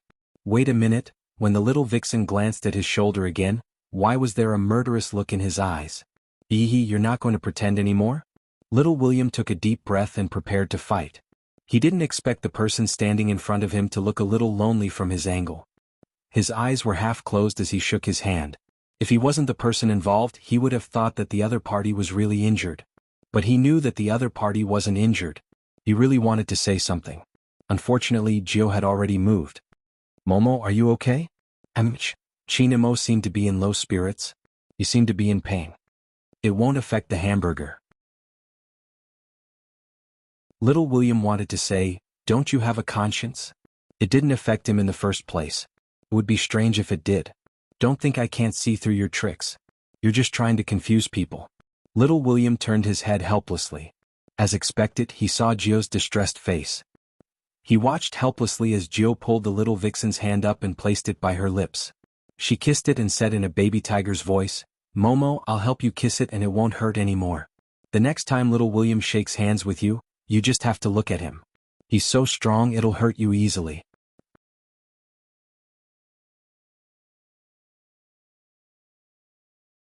Chapter 1436. What did he mean by just taking a glance at him? Jianghu, when you hit me in the past you had to bow to me first. Why did you disappear after seeing this little vixen? Sob, sob, sob. Little William's sadness had already flowed like a river. But in front of his love rival, he couldn't be weak. At that time, little William didn't understand what kind of opponent he had met. He could only say that the child was too young. He was still looking at Chinamo from the corner of his eyes. Chinmo's face was as elegant as before. But when Jianghu lowered her eyes, he looked up and looked towards little William. His gaze was so cold that even the big guy little William felt a chill down his spine. Where did Jianghu bring such a person from? He looked like a devil. She seemed to have heard little William's inner cry for help. A clear English voice came from the other side. Chin? Why are you here? Chin? Little Tiger Bo was the first to react. Her round tiger eyes looked towards the direction of the voice. There were 3 little girls wearing puffy skirts and furry jackets standing there. The person who spoke was Angelia. She had blue eyes and golden hair. When the sunlight shone on her, it seemed as though there was a layer of halo. This made little Tiger Bo, who had always been obsessed with beauty, take a few more glances. She turned her head and said, Momo, is this your new friend? She looks so pretty. Chinamo knew a certain someone's preferences. When she saw someone beautiful, her pair of tiger eyes would definitely light up. But a certain someone's preferences. It was time to change it. Chinamo turned his body and discreetly let a certain little tiger stay behind him. At this moment Angelia and the other 2 little girls walked over. They were still holding the ice cream cone that they had just bought. Chin, are you here to play too? When Angelia ate the ice cream, her blue eyes were very attractive. However, after studying it, little Tiger Bo realized that it wasn't as pretty as her little princess. Her little princess's eyes looked black, but under the sunlight, one could see that they were glowing with amber. There was no comparison at all. Chinamo didn't know what Jianghu was thinking about. He just looked at the little tiger in front of him. Her tiger eyes kept moving around other people's bodies. He frowned slightly. Then he reached out and put on the hood of the little tiger jacket. He looked up at Angelia and said in a calm voice, Okay. After the banquet. Angelia was used to William's lack of words. She turned her head and said in surprise, William, you know Chin? When we were in school, didn't you say that you didn't know there were Asians moving in? When William heard this, the expression on his face became even more indescribable. After all, he had just found out that this demon was the Asian who had just moved here, the one who called himself the Little Prince. He really didn't want to talk anymore, but he had to force himself to say, I'm trying to be mysterious. I see. Angelia wasn't sure what had happened, but it didn't affect her happiness when she saw Chinamo. Even her voice was cheerful. Chin, are you going to the amusement park? It's fun inside. No, thank you. When Chinamo said this, he didn't look at Angelia. Instead, he looked to the side and pressed down the little tiger's paw that wanted to be naughty.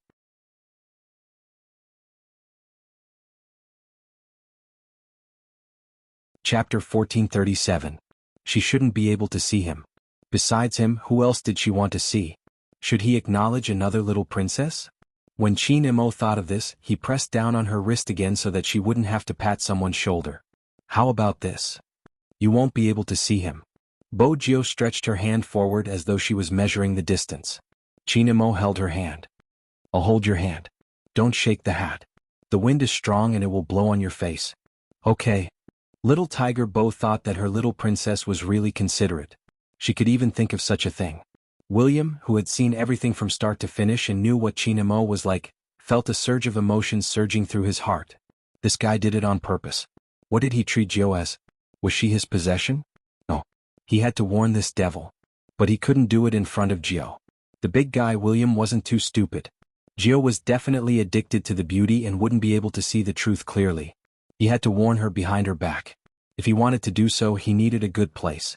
Hence, William took the initiative and said, Hey Angelia, there are many people at the amusement park now. Qin and I don't want to go now. Why don't you come to the shop with us to eat something? That's great. When Angelia said these words, her gaze hadn't left the little figure with the hat. Was she from the East too? She must be Qin's family. Otherwise, with Qin's personality, he wouldn't be so friendly to anyone. They were all kids so they couldn't hide their expressions and words. Qin, is this your sister? No. He didn't seem to be bothered to say another word, but he was so polite that no one could find any problems with his etiquette. This was Qin Mo. Angelia was a little depressed. After all, she was still a kid. Her excitement just now was gone. But she still wanted to eat with Qin Mo. Hence, the alliance of eating burgers became 6 from 3. Qin Mo was the first to enter. But Bo Jio was the one who ordered the food. Little Tiger Bo was very persistent about this. After all, she hadn't forgotten that she wanted to show off her wealth this time. In this aspect, Qin Mo didn't have any intention to compete. After today's incident, he understood something. No wonder Uncle Bo was like that at home. Sometimes appearing weak wasn't necessarily a bad thing. After all, apart from discovering that a certain someone was a genius, Qin Mo also realized that the little tiger he was raising had some misconceptions about his identity. Little Tiger Bo didn't think that she had made a mistake. After all, when she grew up, she would become a CEO just like her mother. It had to be said. Little Tiger Bo was quite cool when she was on her own. She was queuing up to order food. Her nose bridge was exquisite and straight. Her eyelashes were long and black. Many people were looking at her, but she didn't seem to notice. Qin Mo lifted the corner of his lips when he saw this. A certain little tiger always felt that this was beautiful and that was beautiful. He might as well go home and look at himself in the mirror. None of these people could compare to her. Even children can't be absolutely quiet while waiting for their meals. Qin Mo got up and went to the washroom. If William followed them, he would not attract any attention. He was right. They had to take advantage of this opportunity to act. Qin Mo had long noticed the person behind him, but he continued to wash his hands leisurely. After washing his hands, Qin Mo turned to leave.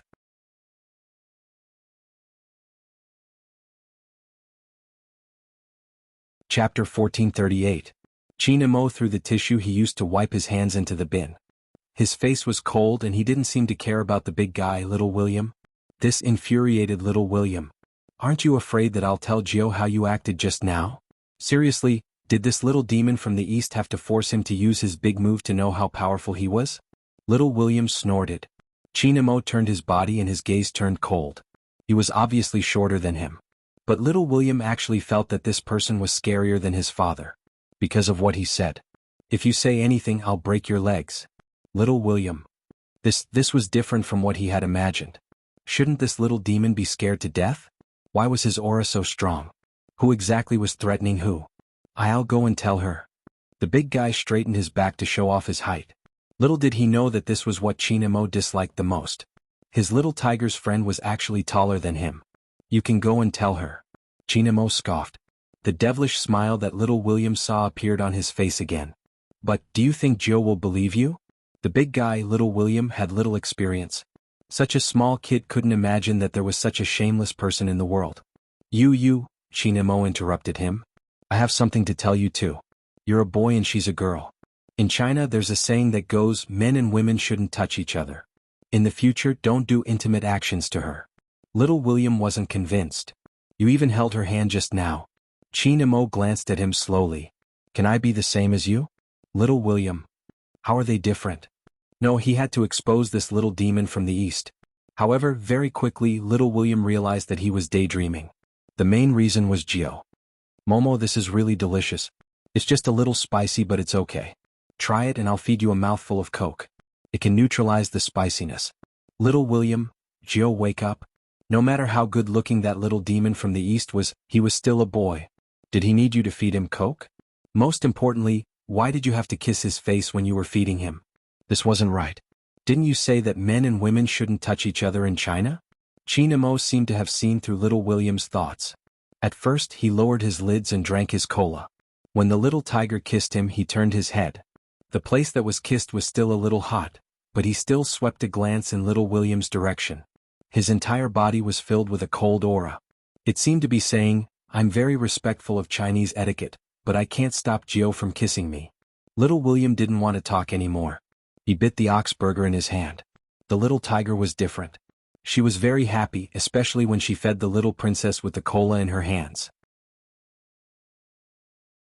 The little princess's cold look was so cute that she couldn't help but kiss him. Right now he was just practicing how to raise them. When the little princess really became hers, she would be able to feed the little princess every day. Chinamo looked at the person in front of him who had big eyes and was holding a can of Coke with both hands for him to drink. I don't know what this guy is thinking, he doesn't even want to eat. He couldn't bear to watch any longer, so he took a French fry, dipped it in ketchup and fed it to the silly little tiger.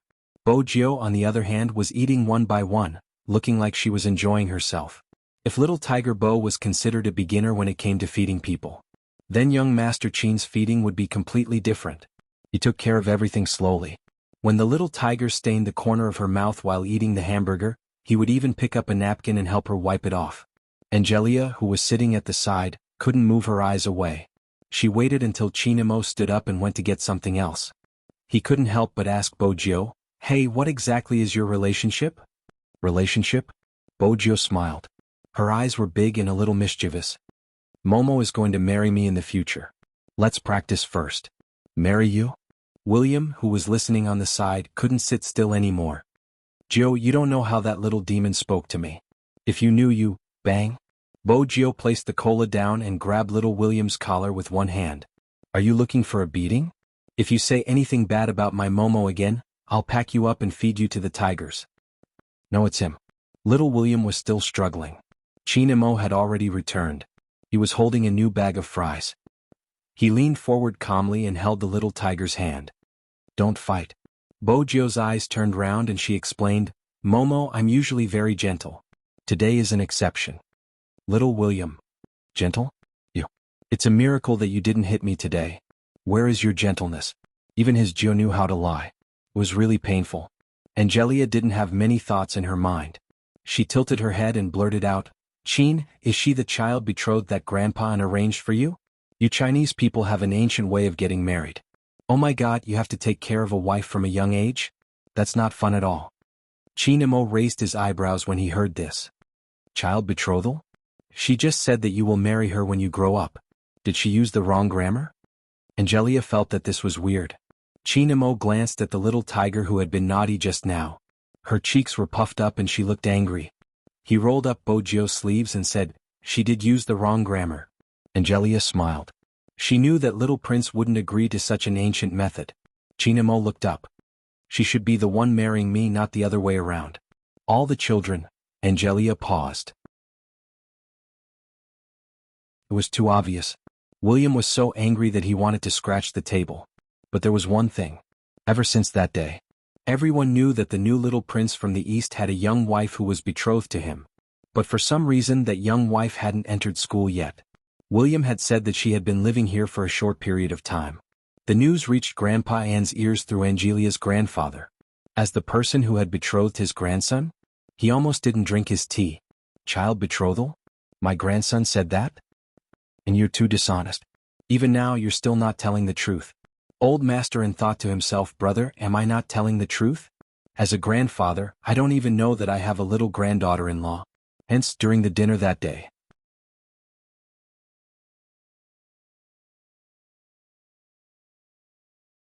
Chapter 1439. Chinamo had expected his grandfather to ask him about this. He put down the knife and fork in his hand and said, I'm not a little wife, but I'll take care of little Bojio in the future. Grandfather, you can go to the Bo family and ask her to come over to eat when she has no food. Their house is always empty. MH? Old master and couldn't help but laugh when he heard this. He was going to take care of someone else's child, but he still didn't admit it. He understood his grandson. He probably didn't have that kind of relationship. Also, he was just a little old. It was probably because he liked the little tiger too much. The love between family members. At that time, old master and wasn't sure. When young Master Qin said he was taking care of her, he was really taking care of her. Just like that, the two little people naturally piled up into a pile. Little Tiger Bo liked to play games. Every time she came to the Yin family, she would wear a set of little tiger pajamas and climb around. Occasionally, an owl would land on the treetops. Little Tiger Bo looked at little Princess Qin, who was still playing chess with herself. She turned her round eyes and ran downstairs. She climbed up the wall. The young golden-haired butler stood below and said softly in English, "Miss Jiu, hurry up and come down. It's too dangerous." Bo Jiu didn't listen. The golden-haired butler had no choice but to use his trump card. Young master is here. Little Tiger Bo's ears perked up. She looked down, and when she saw that there was no one, she smiled. "Brother Butler, you are being mischievous again. Where is the little princess?" The golden-haired butler. Who was the mischievous one? Bo Jiu was still playing around. She didn't know that someone had seen this scene. She sighed softly and reached out to pinch her eyebrows. Helplessness appeared on her cold face. Then she walked to the bottom of the tree and stood tall. "Come down." Little Tiger Bo's back stiffened. She reached out to scratch her face and looked at the owner of the voice. A month had passed. She didn't know if it was because of the milk Qin Mo drank. At this moment he was actually as tall as Bo Jiu. When he stood there, his aura was much stronger. "Momo, there is an owl here. I came up because it is too bored staying on the tree. I want to bring it to the ground to play with it." The golden-haired butler listened at the side and looked up at the sky. To think that such an excuse could be used. The owl expressed that it was not going to take the blame. Qin Mo was already used to the little tiger's naughtiness.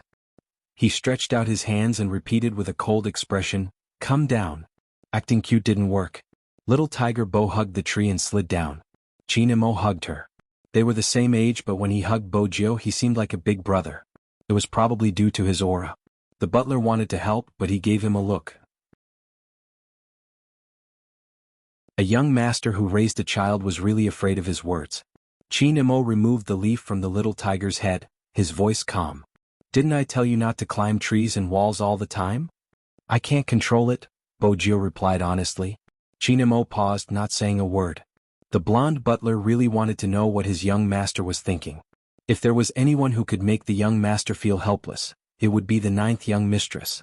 Coincidentally, Miss Jiu was growing her teeth these days, so half of her face was puffed up. Their young master would bring her over from the Bo family every day and watch her brush her teeth and wash her face. The blonde butler just wanted to say that even his father hadn't been so attentive when he was raising him. Was this the cultural difference between the Chinese and the West? Even raising a child was different? Very soon, when the young blonde butler got to know the other Eastern families, he understood a principle. He was definitely the only one who raised a child like his young master. For example, if he was an ordinary child, he definitely wouldn't have such a conversation. "Qin Mo, little Bo Jiu." "Bo Jiu, MMH?" "Qin Mo, open your mouth." "Bo Jiu, Momo, my teeth don't hurt as much anymore. Can I not take the medicine?" "Qin Mo, no." "Bo Jiu, can I kiss you after I take the medicine?" "Qin Mo, MH."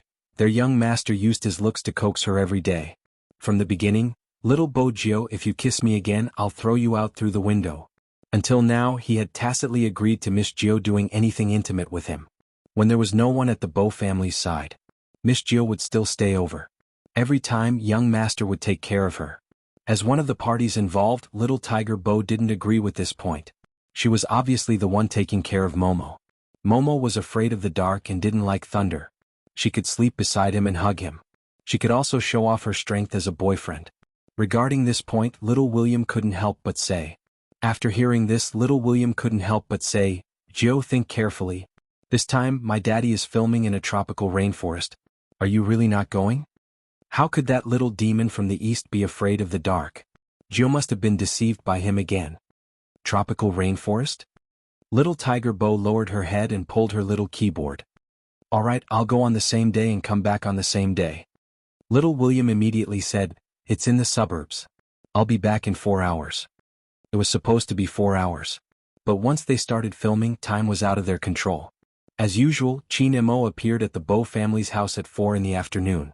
He brought little Bo Jio, who had to complete missions every day, home for dinner. Unexpectedly, he wasn't there. The person who was there was Mr. Bo. He seemed to be preparing to go out. He wore a black hooded jacket and a pair of leather gloves. It didn't match his usual image of a man who lived off a woman. Uncle Bo, it seemed that no matter what Mr. Bo looked like, Qin Mo would always be able to maintain his manners. When Mr. Bo saw Qin Mo outside the door, he held the door frame with one hand and smiled. No matter how he looked at it, he looked evil. Are you here to fetch Jio? She isn't here today. She went out to play with little William. Are you angry? Qin Mo paused. His voice was calm. No. Oh. Mr. Bo smiled lightly and raised his eyebrows. Then I'll let Jio play outside for a while longer. MMH, Qin Mo replied casually. He wore a little scarf and walked back to the villa. He wanted to finish playing checkers just now. But when he saw the little keyboard on the sofa, he felt a wave of frustration. When it was almost 6 o'clock, the family started eating on time. Grandpa happened to be able to stay at home for a meal today. When he saw that the seat beside his grandson was empty, he asked curiously, "Where's Jio?" The young golden-haired butler tried his best to signal Grandpa with his eyes. Grandpa was still guessing the reason. His grandson, who was sitting opposite him, said, "She went out to play with someone else." Grandpa felt that he didn't see wrongly. His grandson's eyes were cold when he said this. He didn't know if it was because one person was missing. Even though there was a table full of dishes, the atmosphere at the dining table didn't lighten up.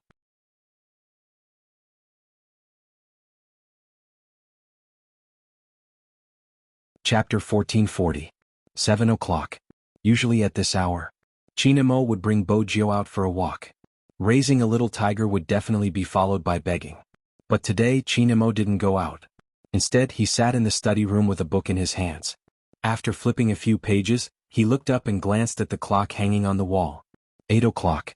If a certain someone came back at 8 o'clock, he wouldn't pursue the fact that she didn't listen to him. Qin Mo had never felt that time was so long. 7 o'clock, 7:30. 8 o'clock, 8:30.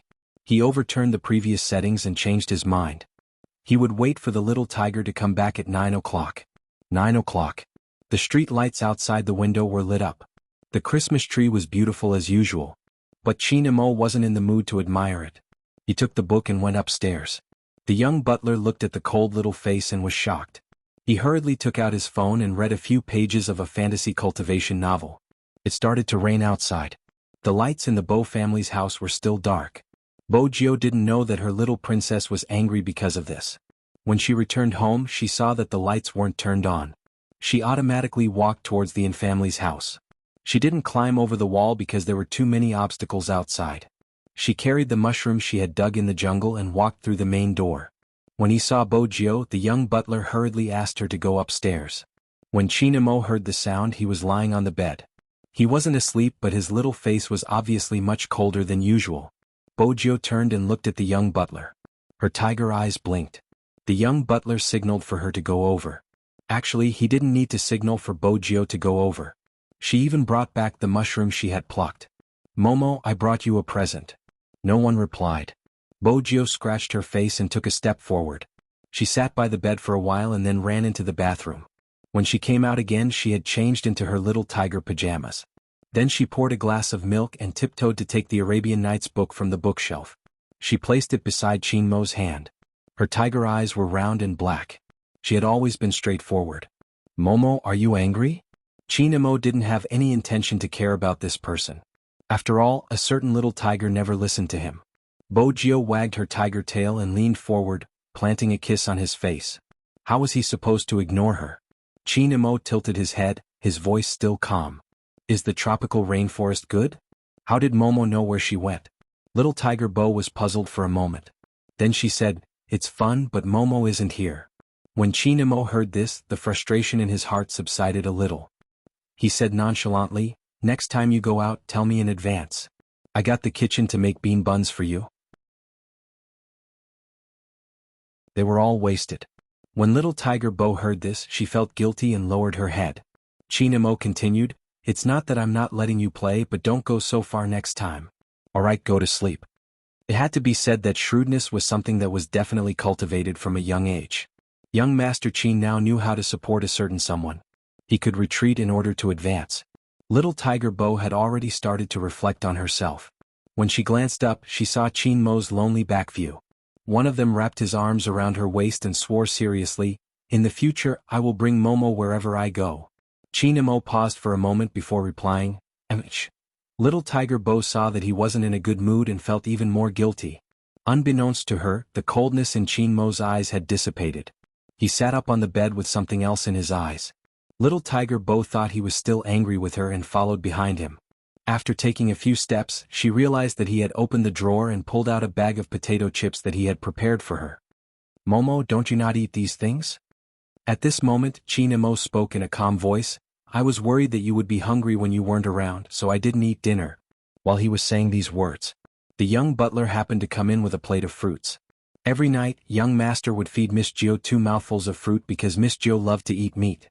In young master's words, he was afraid that the child's vitamin intake could not keep up, so he simply used fruits to supplement. Coincidentally, he heard this sentence and thought to himself, "Young master, you're going against your heart by saying this." Miss Gio went out with Director William. How could she be hungry? You obviously didn't have an appetite because Miss Gio went to play with other people and didn't play with you. However, as a qualified butler, even though he was young, he knew that he wouldn't say such things out loud. However, Little Tiger Bo was born with a strong sense of empathy. Her round eyes looked out of the window. It was raining outside. When she came back just now, there was even thunder. These were the things that the little princess hated the most. Little Tiger Bo knew that the Yin family ate their meals on time. The little princess didn't even eat dinner because of her. Yet she played outside for the entire day. Little Tiger Bo felt completely guilty. She stretched out her 2 little paws and hugged Qin Mo from behind. Her tail was still wagging. "Momo, I was wrong."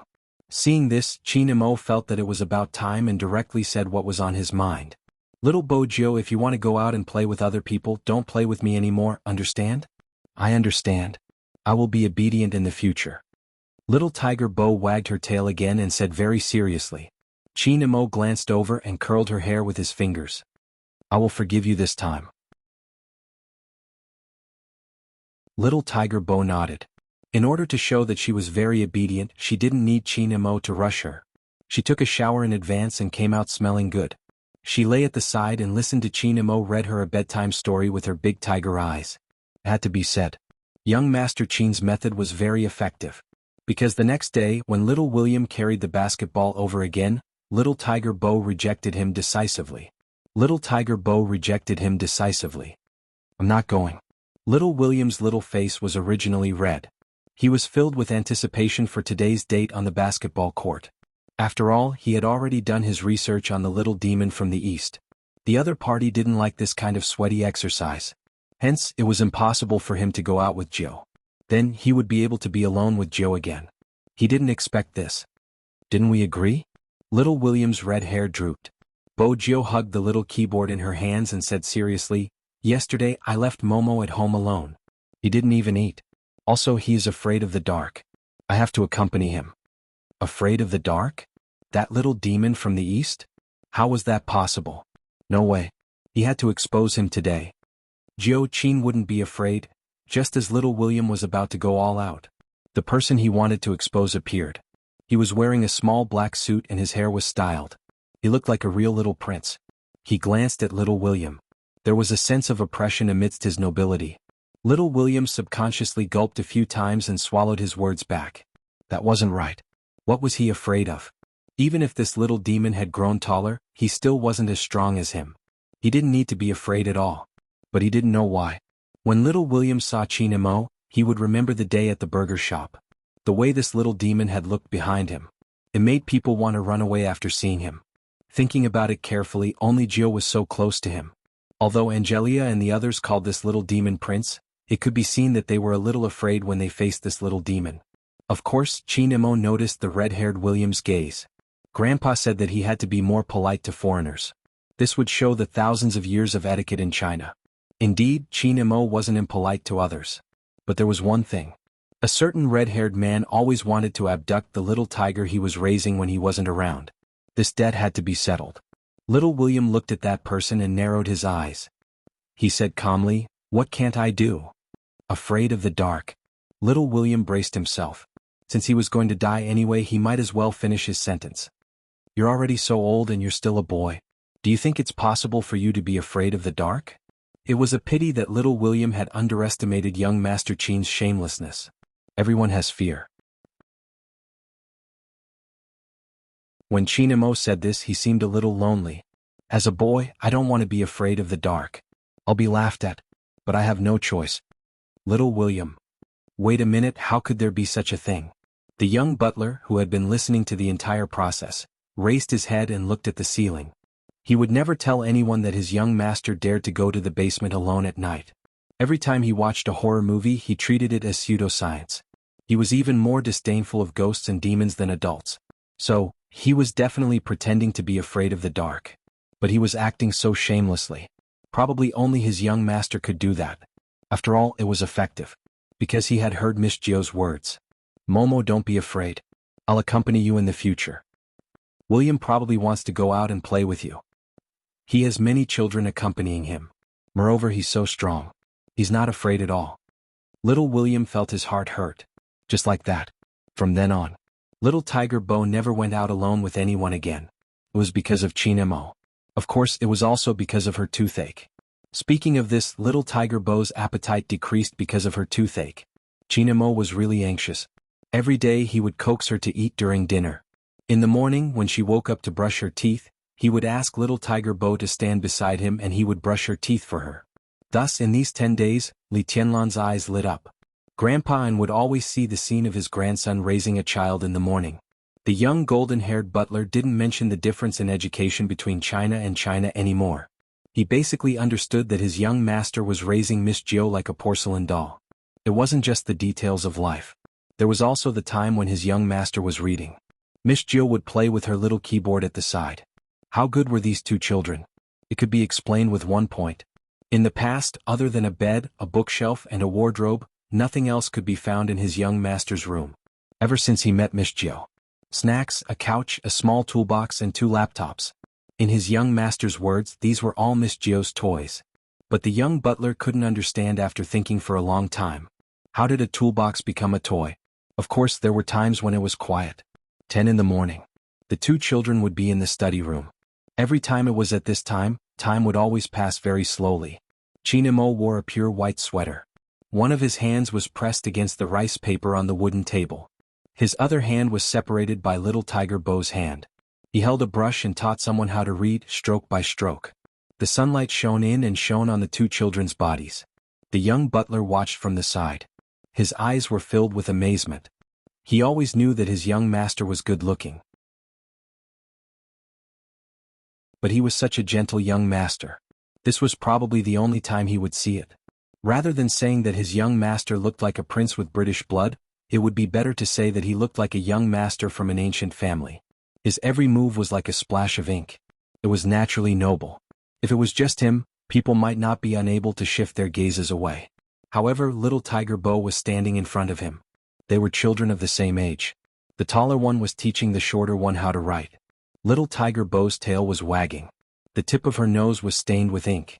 It seemed to have been purposely dotted there. She was just short of drawing 3 whiskers.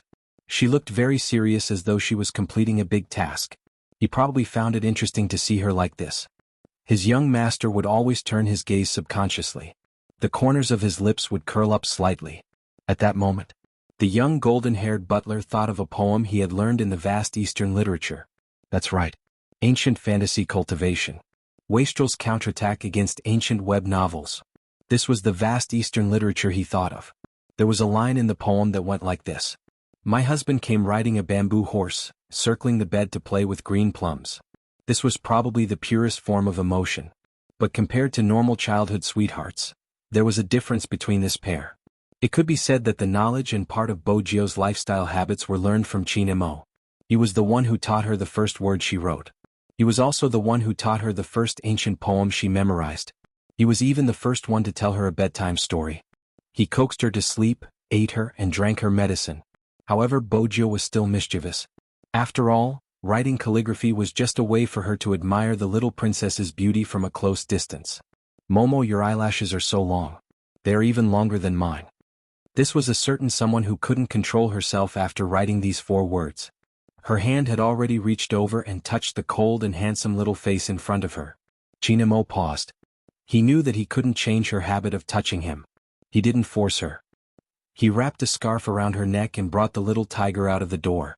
He had to take a breather at an appropriate time. It was brought forward today. After all, a certain someone had been very obedient for the past half a month. But very quickly this breather was interrupted.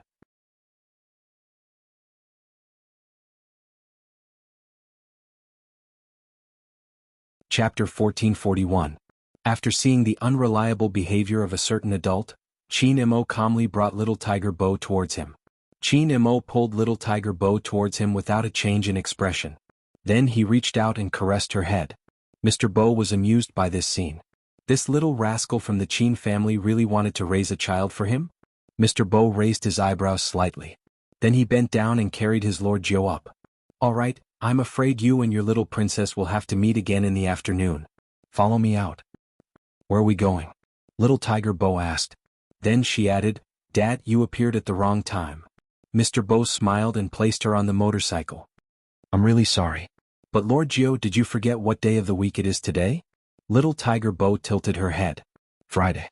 There would always be some messy programs in her father's university. Last time it was a debate. This time she didn't know what it was. But her father would occasionally participate in it so that her mother would appear in school to cheer for him. Little Tiger Bo knew why her father came to find her. He wanted her to act cute. But she couldn't bear to leave her Momo. Chinemo saw that the little tiger on the motorcycle kept looking at him. Also, he thought that she was just taking a walk. She didn't even wear a hat. The more he looked at her, the deeper his frown became. He took the scarf off his neck and wrapped it around little Tiger Bo like a brother. His voice was still calm.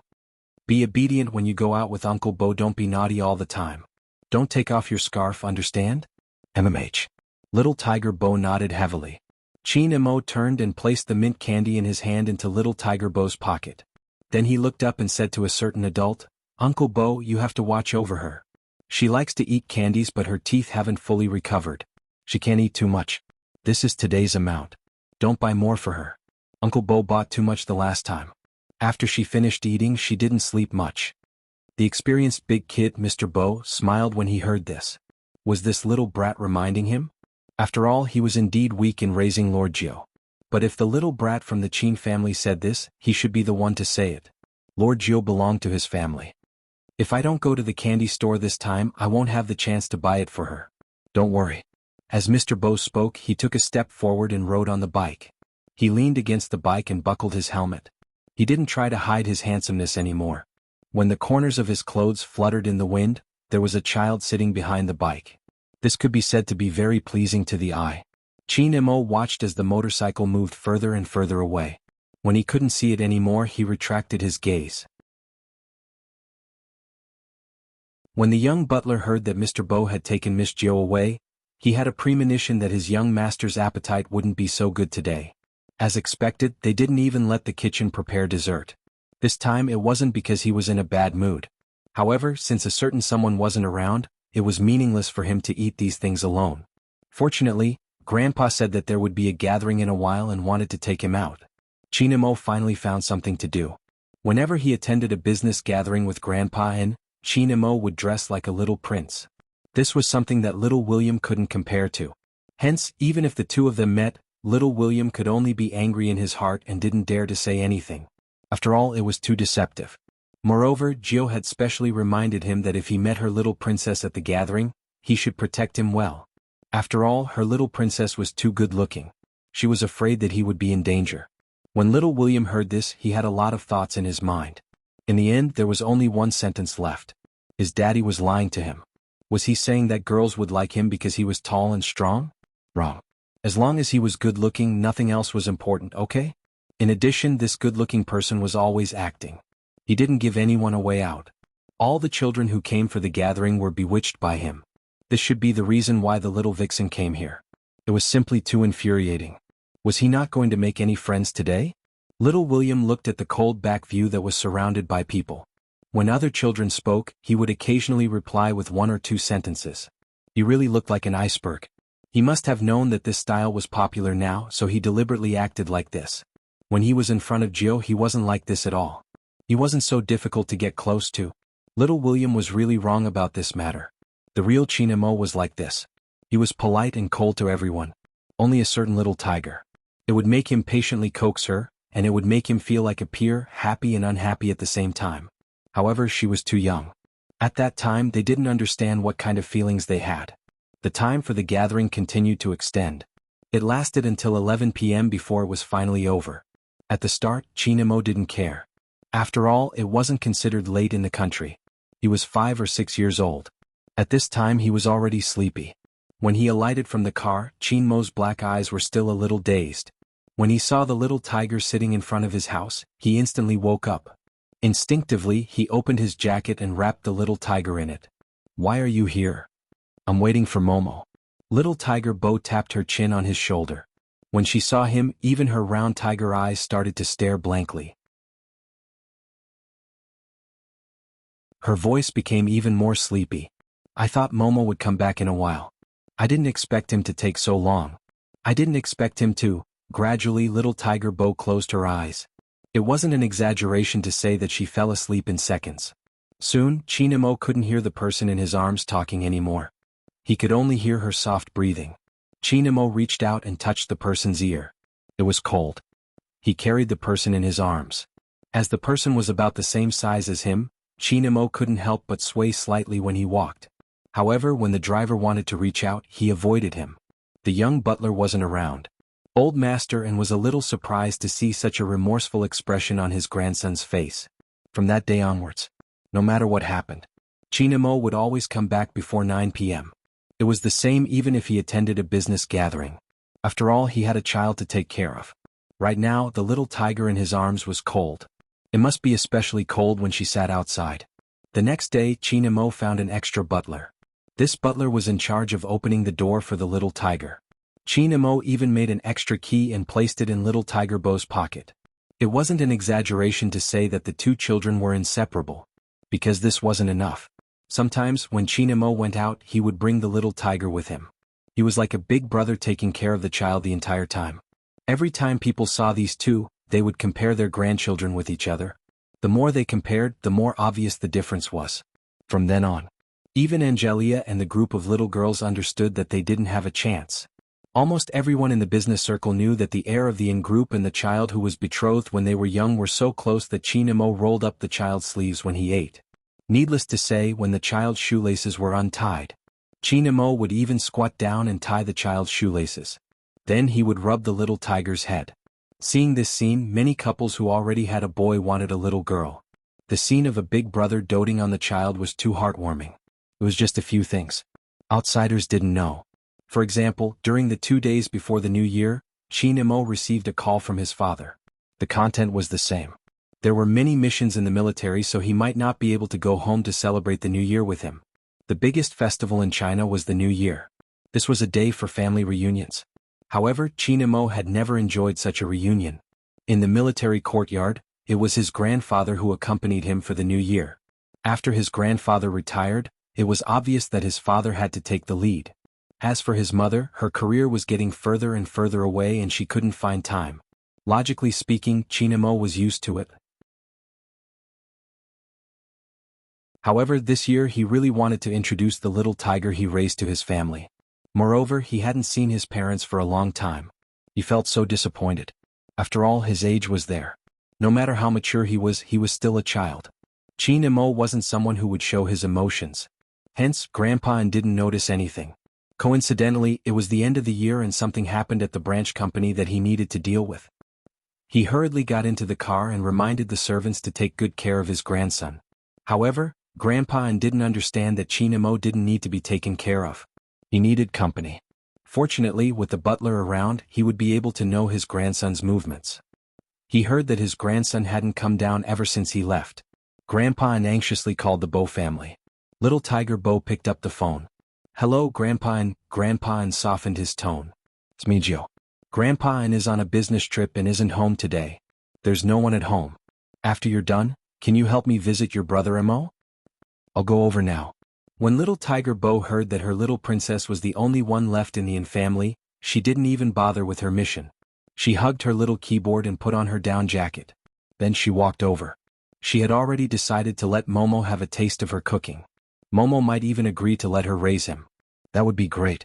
With that thought in mind, Bojio pushed open the door to the second floor. Chinamo thought it was the butler. He laid on the bed and pulled the blanket up. He covered his face and said calmly, "Get out." Bojio heard those two words. There wasn't any warmth in her. She placed the little keyboard down and pounced on the bed. She hugged the bulging figure through the blanket. "Momo, it's me." Chinamo paused. He didn't expect the little tiger to come in. After all, she should still be doing her mission at this time. Also, he could tell that Mr. Bo had been assigning more tasks to her recently.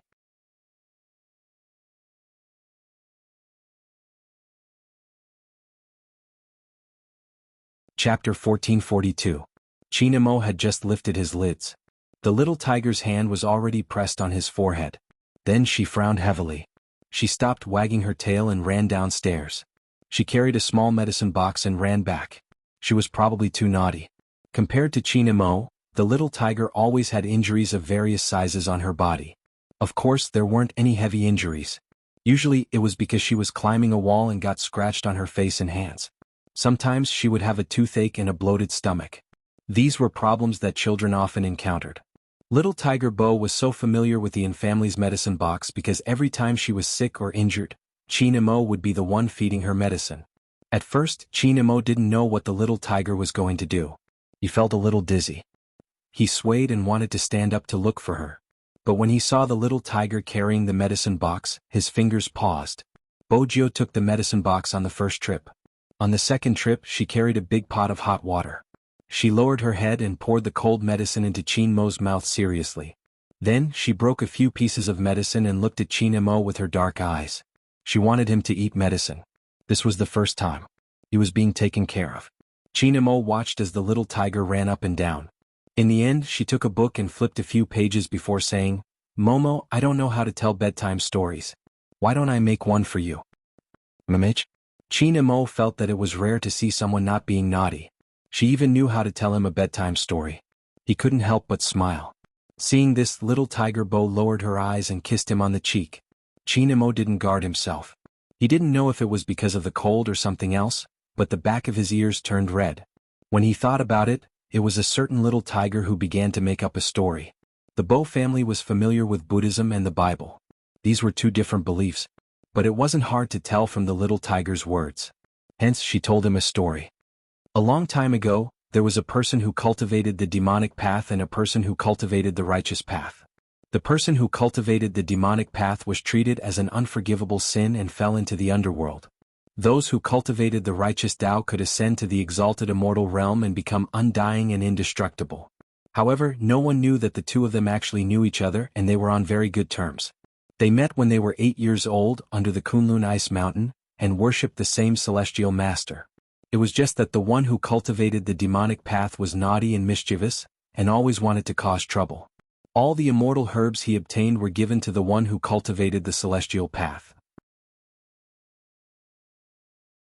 This was because the cultivation of the celestial path required one to expend vital energy and to comprehend great enlightenment.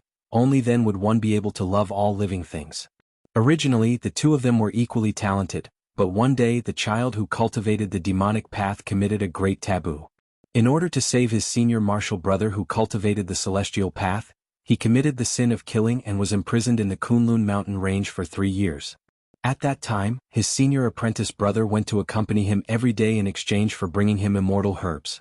However, he was rejected. That person who cultivated the demonic path had said, "I can't do nothing when I see you in harm's way. I can't love all living beings." It was probably because of this one sentence that he said that destroyed all possibilities of him becoming an immortal. Ever since then he fell to the ground and became a demon. He walked through the human world, experienced the joys and sorrows of partings and reunions, saw all the streets and alleys, and slept in the tea house as a dissolute young master. He only remembered the person who disciplined him the moment they met at the foot of the Kunlun mountain. However, the two of them could no longer meet, or wherever he was, he would try his best not to appear. However, many people did not understand that those who cultivated the demonic path were not necessarily bad, and those who cultivated the celestial path were not necessarily good.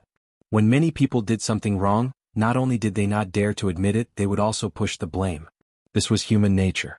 There was never a distinction between the demonic path and the celestial path, because the person who cultivated the demonic path was very flamboyant, and even had many secrets about some people. The more guilty a person was, the more they would want to bite the other person first. They would never remember what they had done, and would only talk about how the person who cultivated the demonic path was like.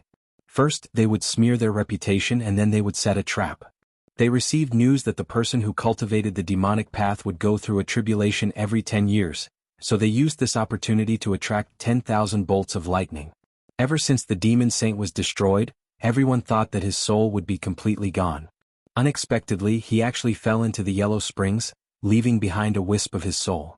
They said that the person who destroyed him was not these people who cultivated the righteous path, but because he refused to obey the heavenly mandate.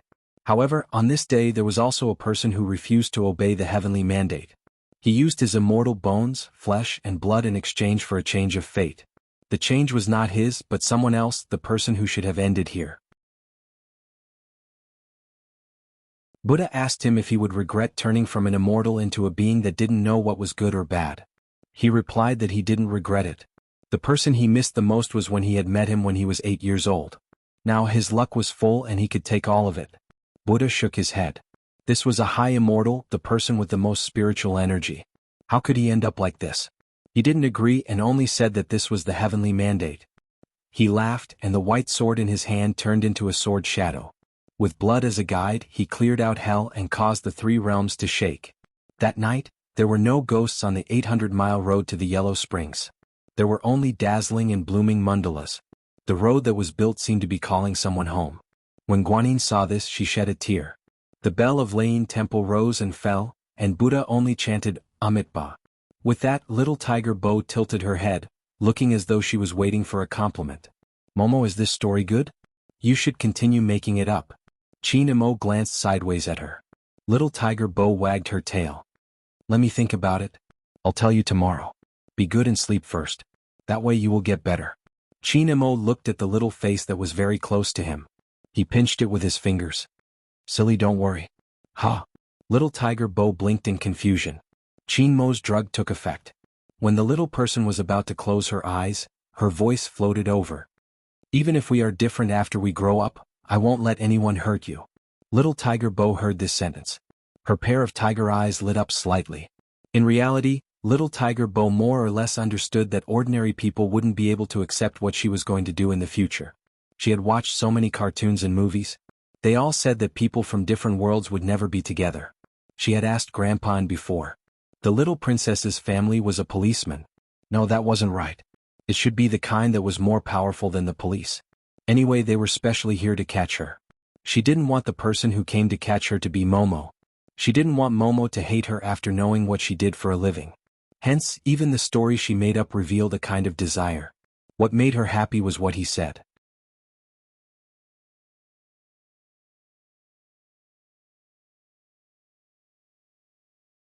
Chapter 1443. When the two of them were together, time would always pass especially quickly. Little Tiger Bo leaned against Chinmo's head to sleep. When she woke up, it was already late at night. Only then did she remember that people who were sick had to eat more. There was no one at home, so little Tiger Bo volunteered to cook a bowl of noodles. She didn't know if it was because the color was too heavy or because of the seasoning. After Chinmo ate it, he didn't recover. He even got enteritis. Later, the doctor explained the reason.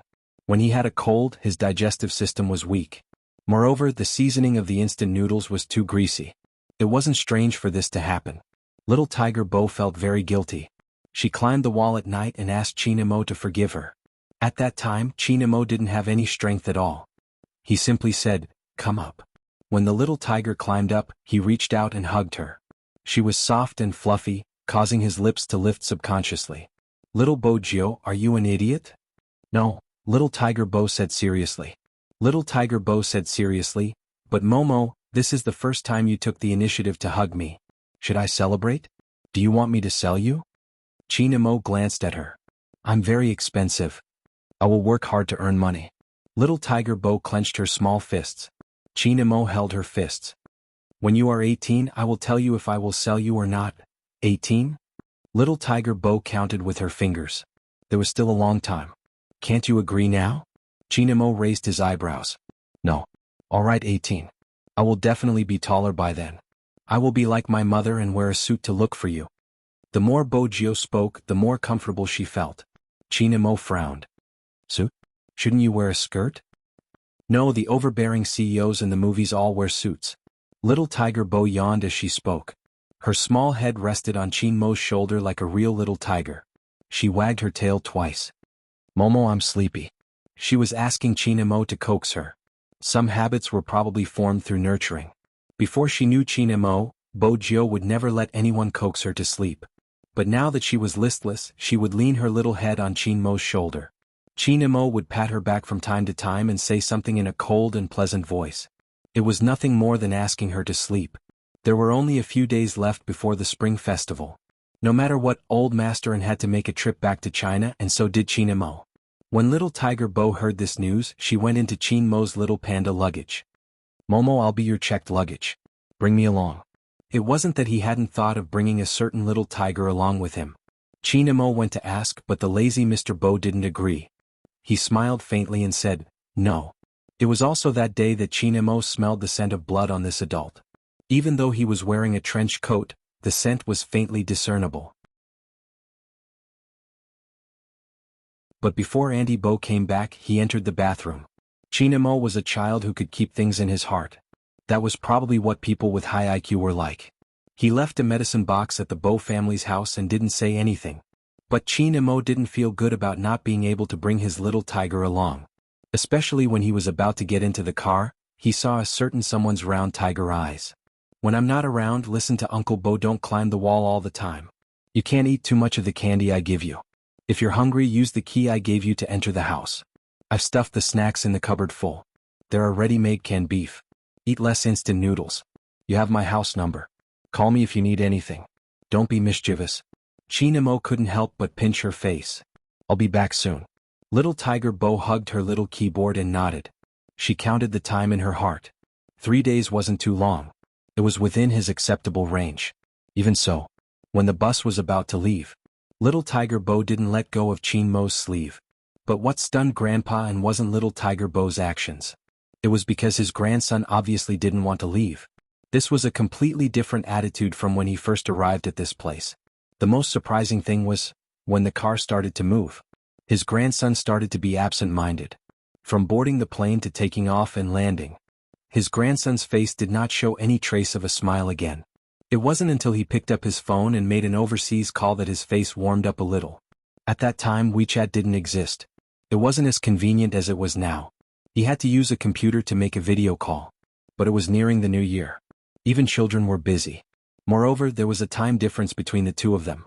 The moment China Mo returned to the military courtyard, he was surrounded by children. He didn't have time to make a call. When he finished visiting his relatives and picked up his phone, he realized that the time wasn't right. Most importantly, he had originally planned to return after New Year's Eve. Because Madame Min suddenly had an important matter to deal with. Therefore, the deadline to return was lengthened. Fortunately, China Mo was free. He could coordinate with a certain little tiger's time to make a call. But no one picked up the call. Bo Jio wasn't at home. Instead, she followed Mr. Bo to the university. This time she wasn't acting cute. Although it looked like it. Bo Jio was still wearing her little old axe pajamas. But this wasn't Mr. Bo's motive. Otherwise, he wouldn't have brought his daughter to school at such a time. Something happened in the hacker world. This wasn't the first time. It had never been peaceful. This was the life he chose. But in terms of privacy, there had never been such a big oversight like this time. Some people would know him sooner or later. In the past, Mr. Bo wasn't worried about these things. But it was different now. The one lying under his desk and the woman in the opposite building were his lifeline. They were all his lifeline. Although he had already sent out a call and was waiting for the butler to come. But this also meant that Gio wouldn't have a choice anymore. Mr. Bo looked up and glanced at the English words on the blackboard. He supported his chin with one hand and asked casually, Gio, do you like what we are doing now? Little Tiger Bo leaned against the corner of the desk. She didn't say anything. Instead, she used the small keyboard to type 3 words over. Mr. Bo tilted his head. His gaze deepened. That's good. The most important thing now was to hide Jiao well. As for him, he would distract the attention of those people. He couldn't really let them find anything. He had to think carefully about moving back to the castle.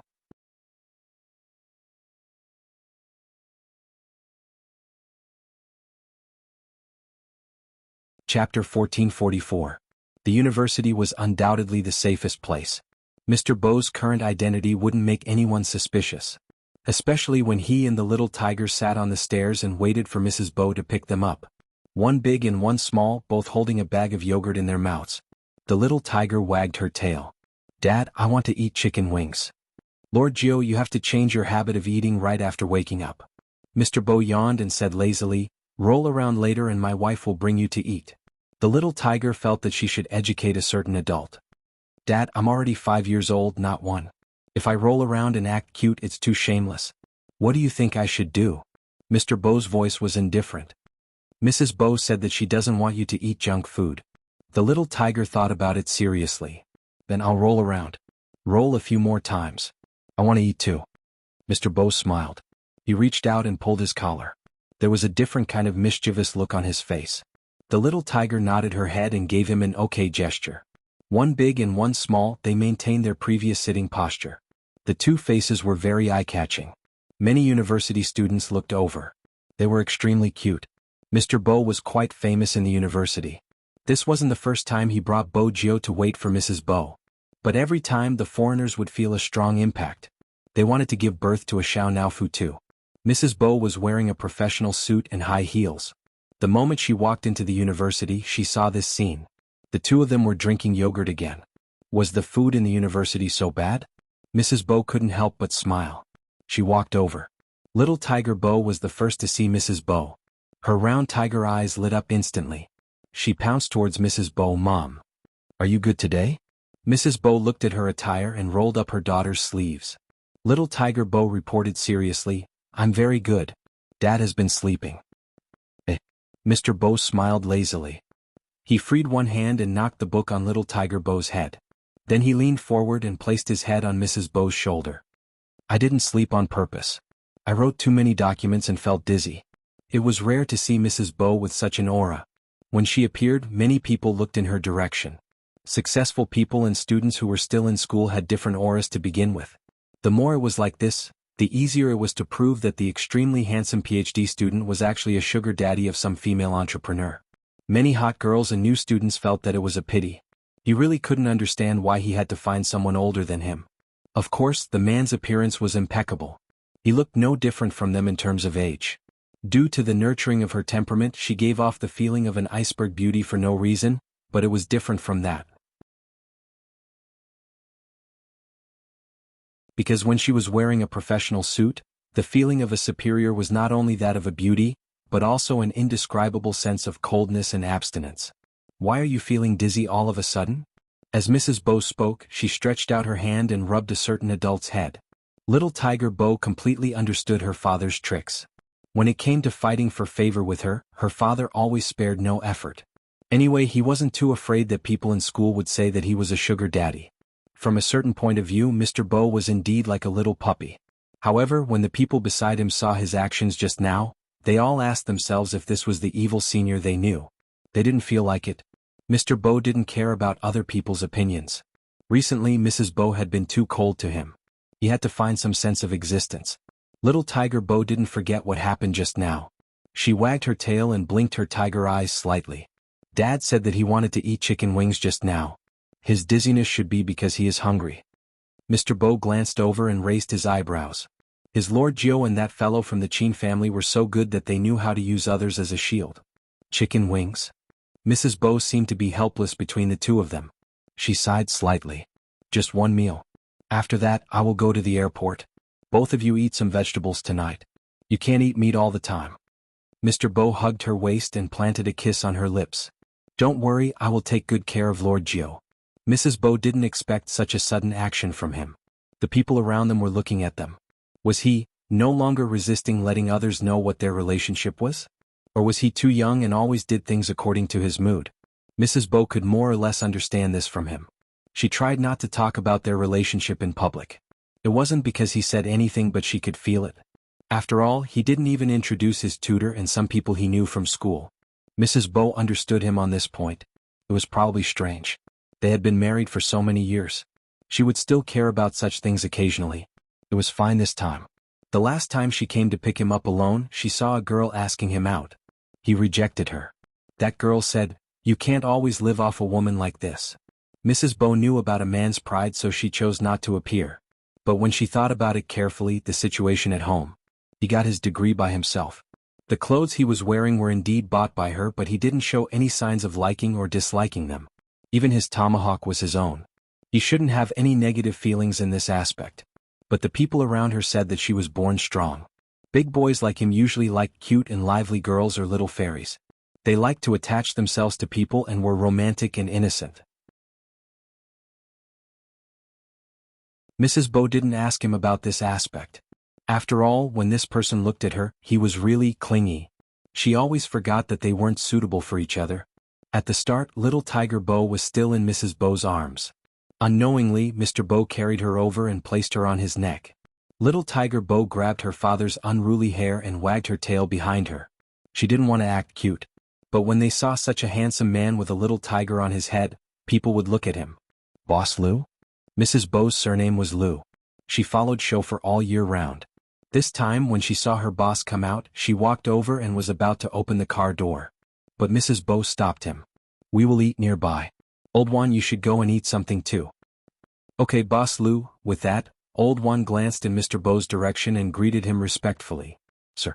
Although he didn't understand why Boss Lou chose such a person, since Boss Lou had agreed to it as a driver, he wouldn't say much. Miss Jill was as lovable as ever. Old Juan smiled as he looked at the little tiger. This was probably the most unusual and happiest family he had ever met. However, Boss Lou was usually too busy. As for Mr. Bo, there was something that was hard to explain. He liked to stick to Boss Lou too much, but he wasn't like an ordinary gigolo. He couldn't explain it.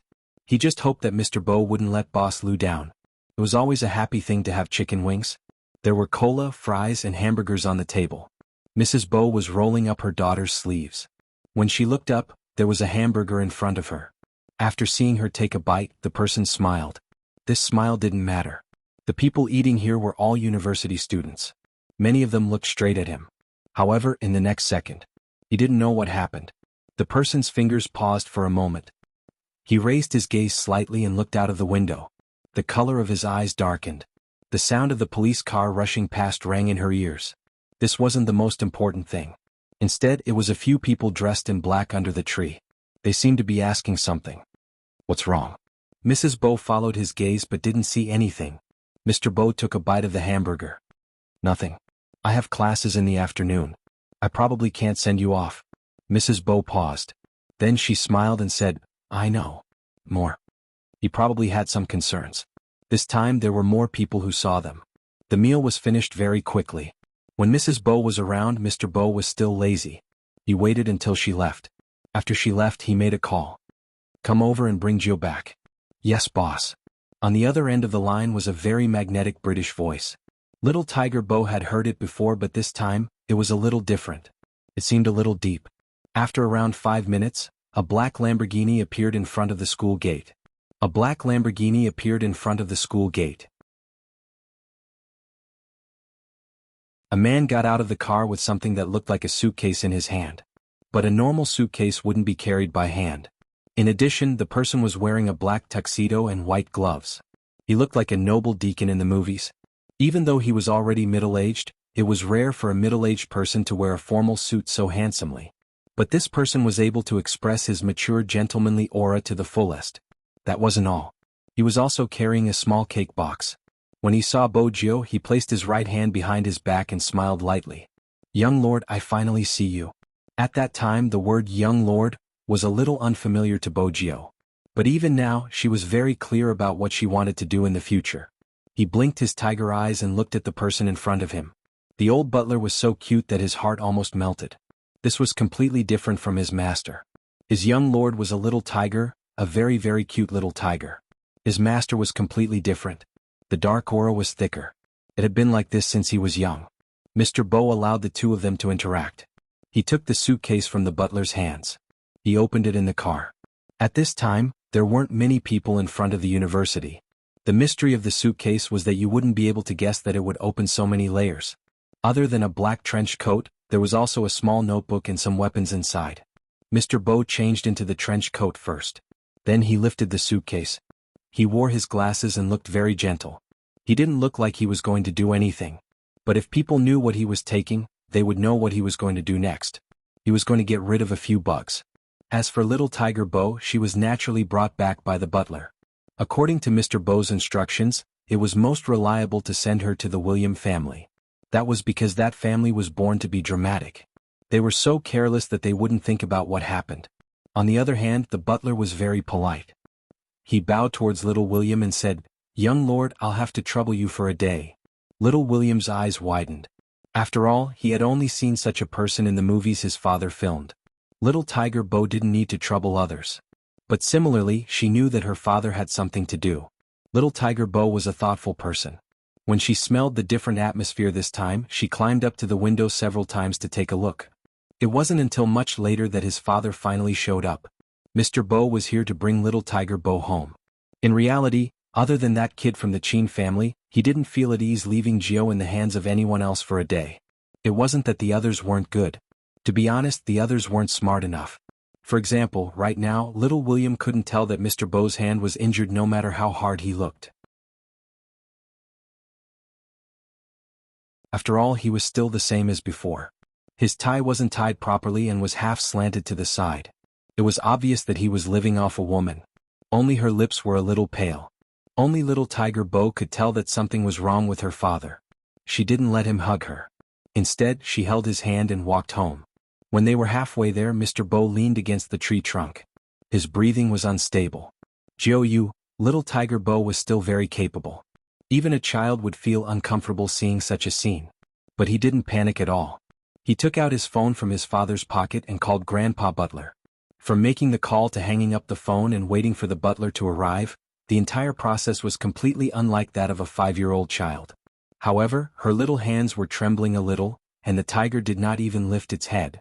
After Grandpa Butler rushed over, he started to treat his master's injuries. The hand injury was easy to deal with, but the bullet in his shoulder had to be taken out. This was how his master was able to walk all the way and still take the time to call his madam. He smiled gently. "Lord Jiao? She is downstairs playing with her little keyboard.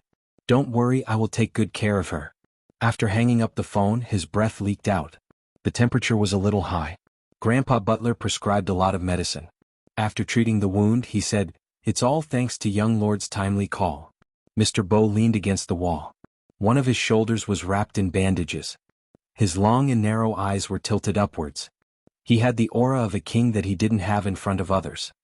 "That's why I said that she is very suitable to take over my position, both technically and psychologically."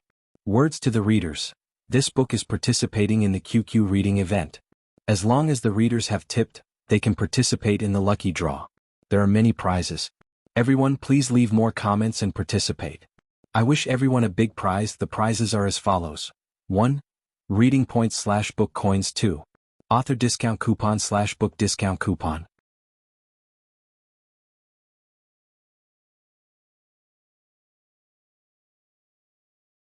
Chapter 1445. Downstairs. Little Tiger Bo was tapping on her keyboard. She was trying to use her computer to contact Momo. But when she went into the chat tool, she looked at the time on the monitor. The sky in China wasn't bright yet. Momo was definitely sleeping. Little Tiger Bo paused and scratched her face. Then she looked up and glanced at the second floor. Recently, her father had been more mysterious than before. She didn't know what happened. If Momo was here, he could help her analyze it. Momo seemed to know everything. Little Tiger Bo hugged her little keyboard. She glanced at the gray profile picture again. Her tiger tail drooped and she couldn't help but mutter, "Momo, I miss you." At that time, Jiao was still young. She spoke in a childish voice which was very likable. It would make people forget all the mischief she had done when she was naughty. Chinamo had asked himself this before. What was so good about that person? He couldn't say it. But he couldn't find another person like that person. But there seemed to be something buried in his heart and he couldn't take it out. But even if he was half a world away, that person's shadow would still appear in front of his eyes.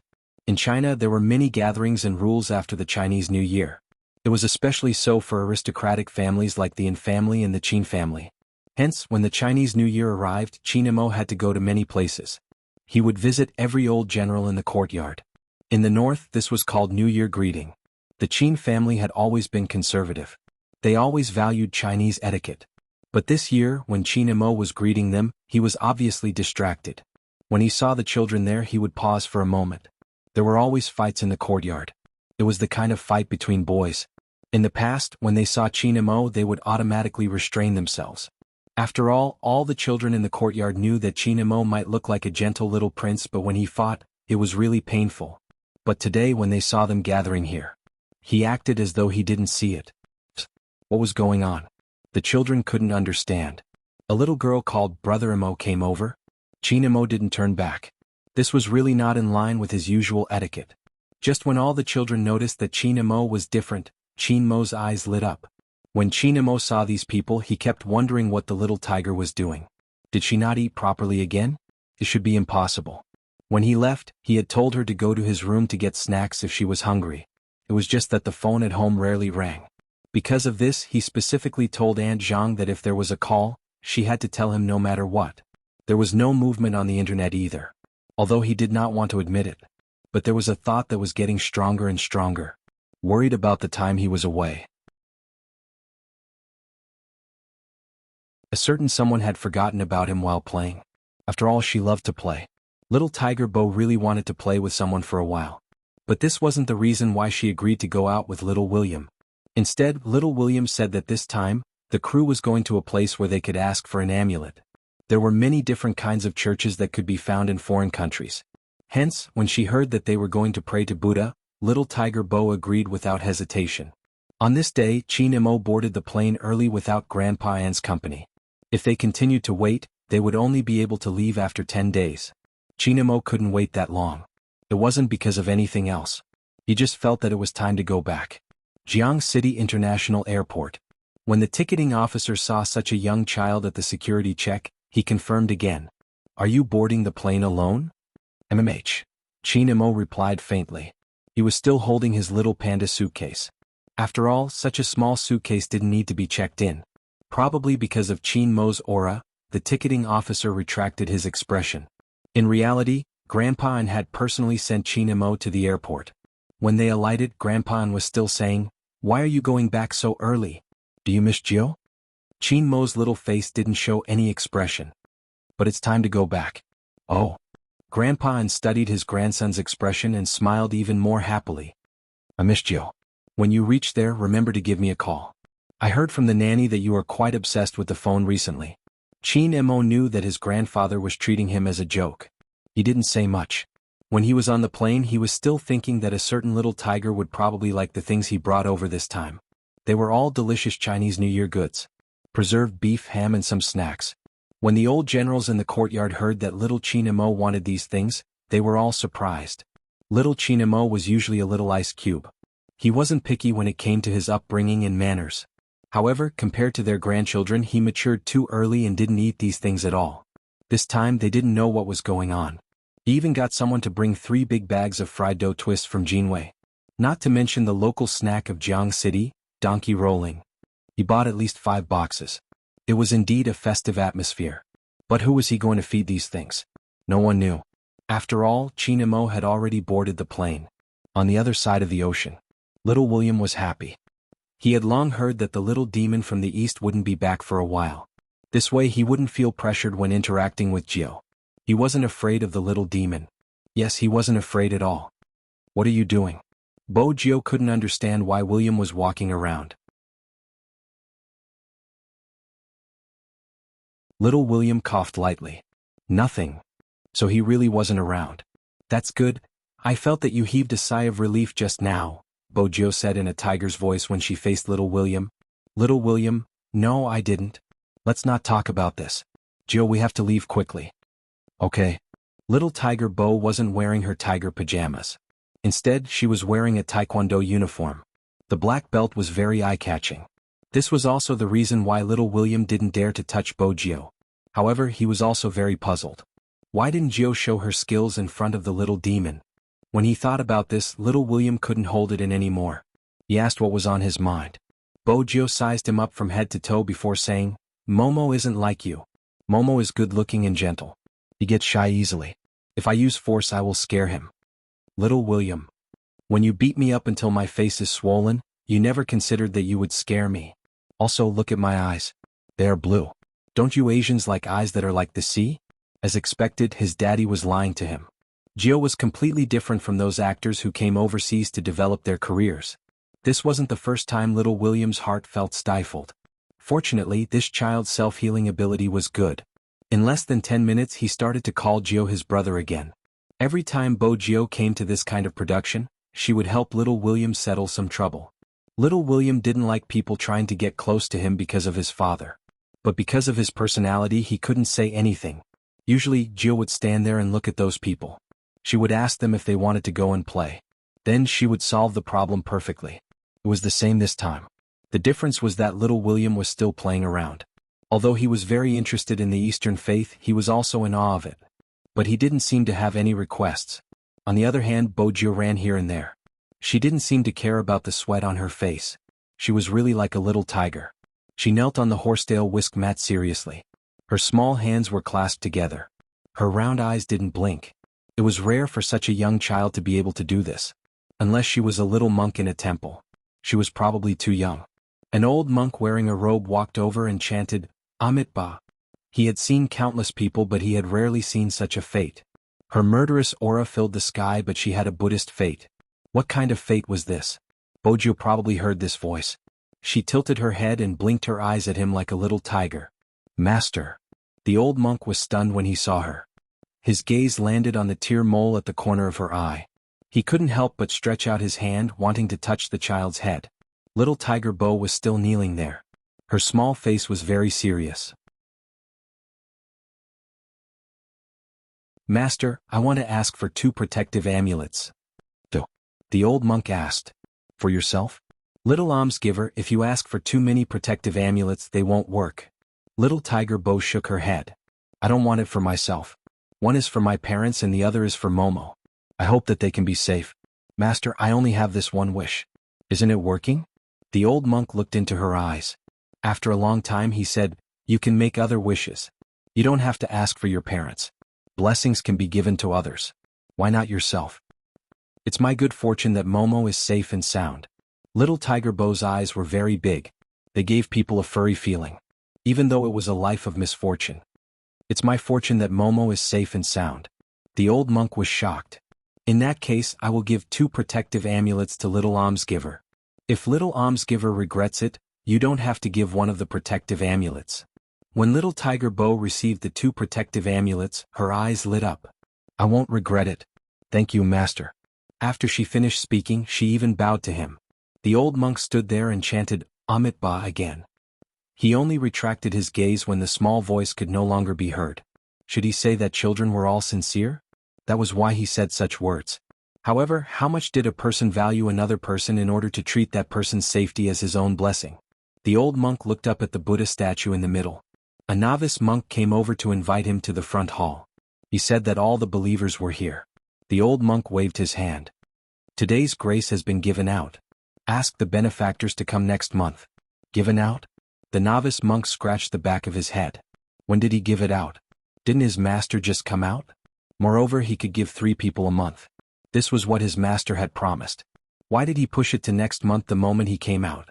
The novice monk didn't understand. "Master, if you give out the grace there are still 2 people left." "No." The old monk reached out and touched his disciple's head. "Go. Tell me the truth." The novice monk replied, "Yes." He didn't understand who was lucky enough to get 3 sets of grace from his master. After all, the grace given by his master was always effective. This was also the reason why so many people came here. Hence, people only knew that Chinamo wrote in the amulet. He said that his wish was for the little tiger to live a peaceful and happy life. They didn't know what Bojio got for him. Little William didn't look over. He felt that this place was mysterious. There were some places that he couldn't get out of. It didn't look like the buildings and specifications of their foreign countries. Fortunately, Grandfather Butler was here. It was strange. In the past, Gio never needed to bring anyone along when they went out. Why was this grandpa butler following him and Jiao wherever they went this time? Fortunately, it didn't affect their play. Little William was curious about what Bo Jiao asked for. Jiao, go and pay your respects to the Eastern gods. What did you ask for? They said that you can shake the Buddha. I can't remember what the Buddha is. Anyway, you can ask for a marriage. I already have Momo. I don't need to ask for a marriage. The only flaw was that Momo still hadn't agreed to sell her to be her pet. Little William's lips froze on the spot. Jiao, did you consider my feelings when you said that? Obviously there was none. The two children ate ice cream together. With grandfather Butler following them, little William experienced what it felt like to have a mouth that didn't have time to stop. There was always delicious food for them to eat. Also, there wasn't a fixed time. Hence they played a little late. Chinamo landed at 1 p.m. There was a driver arranged by Old Master and at the airport. It wasn't important who would bring him back. After all, a certain little tiger was so young. It wasn't possible for her to come and fetch him. Also, until now, she didn't know that he was coming back. Chinamo looked at the big and small bags on the backseat. He used his brain a little and he could imagine the expression on the little tiger's face when she saw him and the pile of snacks. She would definitely pounce on him, hug his waist and say that she missed him. He knew a certain someone's routine very well.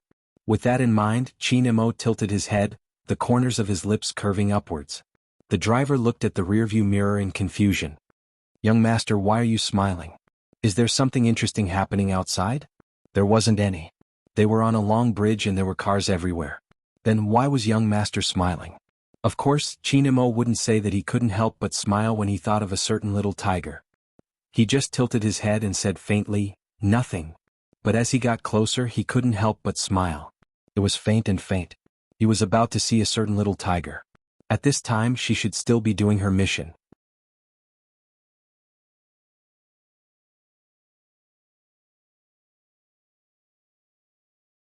Chapter 1446. There was no response. Was it because she was too serious about her mission? Chinamo thought that a certain little tiger might be wearing earphones. He looked up and glanced at the balcony that connected the two houses. Wearing a down jacket, he did something he had never done before. He learned from a certain little tiger and climbed over the wall. He probably wasn't familiar with her. When someone like Chinamo climbed over the wall, he gave off a feeling that it didn't match his temperament. When the young golden-haired butler came back, he saw this scene. At first, when he saw the small figure, he thought that Miss Jiao was being naughty again. He said anxiously in English, "Oh no, Miss Jiao, young master will be back soon. If you do this, young master will be back soon." When the golden-haired butler saw the cold little face, even the hair on his head was shocked. How was this possible? Everyone knew that their young master was a model when it came to etiquette. How could he climb the wall? Why are you shouting? Chinamo lowered his gaze and glanced at him. His voice was indifferent. The golden-haired butler stood there in a suit. No, nothing. He really wanted Miss Jiao to see how his young master looked when he climbed the wall. He really wanted to laugh. Chinamo ignored him. After standing on the balcony, he walked towards the floor-to-ceiling window. Through the floor-to-ceiling window, he could clearly see that there was no one inside. Uncle Bo and the others weren't here. Even a certain little tiger wasn't here. The room wasn't that messy. Suddenly it was so clean. It seemed as though the owner hadn't come back. Of course, at that time, Chinamo didn't have the inhuman ability to speculate as he grew up. After all, he was still a child. But the feeling was right. Chinamo looked in a certain direction through the floor-to-ceiling window. A certain little tiger should have been sitting there. Her little claws were tapping on the keyboard. She must have scratched her face from time to time because she didn't know how to roll up her sleeves. However, she looked as though she was the most serious. Otherwise, she would lie at the side and grab snacks to eat. If he hadn't asked her to sit on the chair, she would have been naughty forever. Chinamo didn't think that the room would be so empty without the little tiger that was crawling back and forth. Downstairs, the golden-haired butler looked at the back of the little figure standing on the balcony. He didn't understand why. From his angle, his young master's face seemed a little disappointed. He didn't wait for him to see clearly. Chinamo slid down the wall. What was going on with the Bo family recently? He didn't know if it was because he was too serious about this problem, or if he didn't have any experience in climbing walls. When Chinamo came down, he accidentally cut his hand. The young golden-haired butler exclaimed and hurriedly ran over. "Young master, are you all right?" "I just wiped my hand. What can happen? Let's go back first." Qin Imo tilted his head and glanced at the back of his hand. His face was as calm as ever. He was still wearing the small black down jacket. Qin Imo really didn't expect that the little tiger wouldn't be around at this time. It wasn't because of what her grandfather had said, but because he missed her. How could he be so childish? Once again, Qin Imo denied his grandfather's words. However, his eyes turned to look behind him. He bought her so many things. I wanted her to see it sooner. That was why he didn't even go home and went straight to the Bo family's house.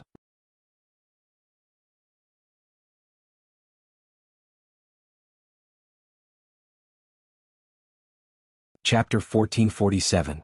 The golden-haired butler felt a little disappointed. His young master felt a little disappointed. Was it because of the huge difference between Chinese and Western culture? He couldn't find a better adjective? Or was it because Miss Jiao wasn't by his young master's side today? That was why he felt that the tall and straight-back view was different from other times. It made sense. Usually at this time. What was his young master doing? He was either helping Miss Jiao to roll up her clothes or helping her to put on a scarf. He would even put on a hat so that Miss Jiao wouldn't see the road. He wanted her to not be so naughty and obediently let his young master hold her hand and walk. But today his young master didn't do any of these. When he walked forward he felt a little lonely. He couldn't remember the Chinese saying. Anyway, it was just a lonely shadow. At this moment, a car light suddenly shone over. At this moment, Qin Imo realized that the sky had turned dark. He turned his head and saw that the car was parked in front of the Bo family's house. But that car didn't belong to the Bo family. Just as Qin Imo furrowed his brows, the car door was suddenly pushed open. The car door was suddenly pushed open and a little tiger jumped out. She shouted, "Momo, Momo." She pounced towards his direction. Because she was too happy, little tiger Bo forgot to control her strength. She accidentally pushed Qin Imo onto the ground. "Momo, why are you here?" Her big tiger eyes were round and black. She couldn't hide the joy in her eyes. Qin Imo didn't correct her about her strength. This was the first time he didn't tell little Bo Jiao not to pounce on him so easily. Instead, he turned his head and placed his hand on her waist. He probably wanted to enjoy this reunion after a long time. That was why he wanted them to be closer. But he didn't want others to see his emotions. Thus, he buried his head on the little tiger's shoulder. His voice was calm. "I'm back." This was the first time little tiger Bo saw her little princess Qin being so proactive and a little shy. She happily took out the amulet she had begged from Master. Without thinking, she pulled a red string and put it around his neck. "Momo, a present for you." Qin Imo replied, "Emich." His voice didn't sound like anything. But the young golden-haired butler could see the slight difference when he looked at him. The smile on his young master's face was too obvious. Was he that happy? Also, don't think that young Master Zen is nothing. Except for the things that Miss Jiao gave him, he would accept them. If anyone else offered it to him, he would politely reject it. As long as the person who gave the gift was Miss Jiao.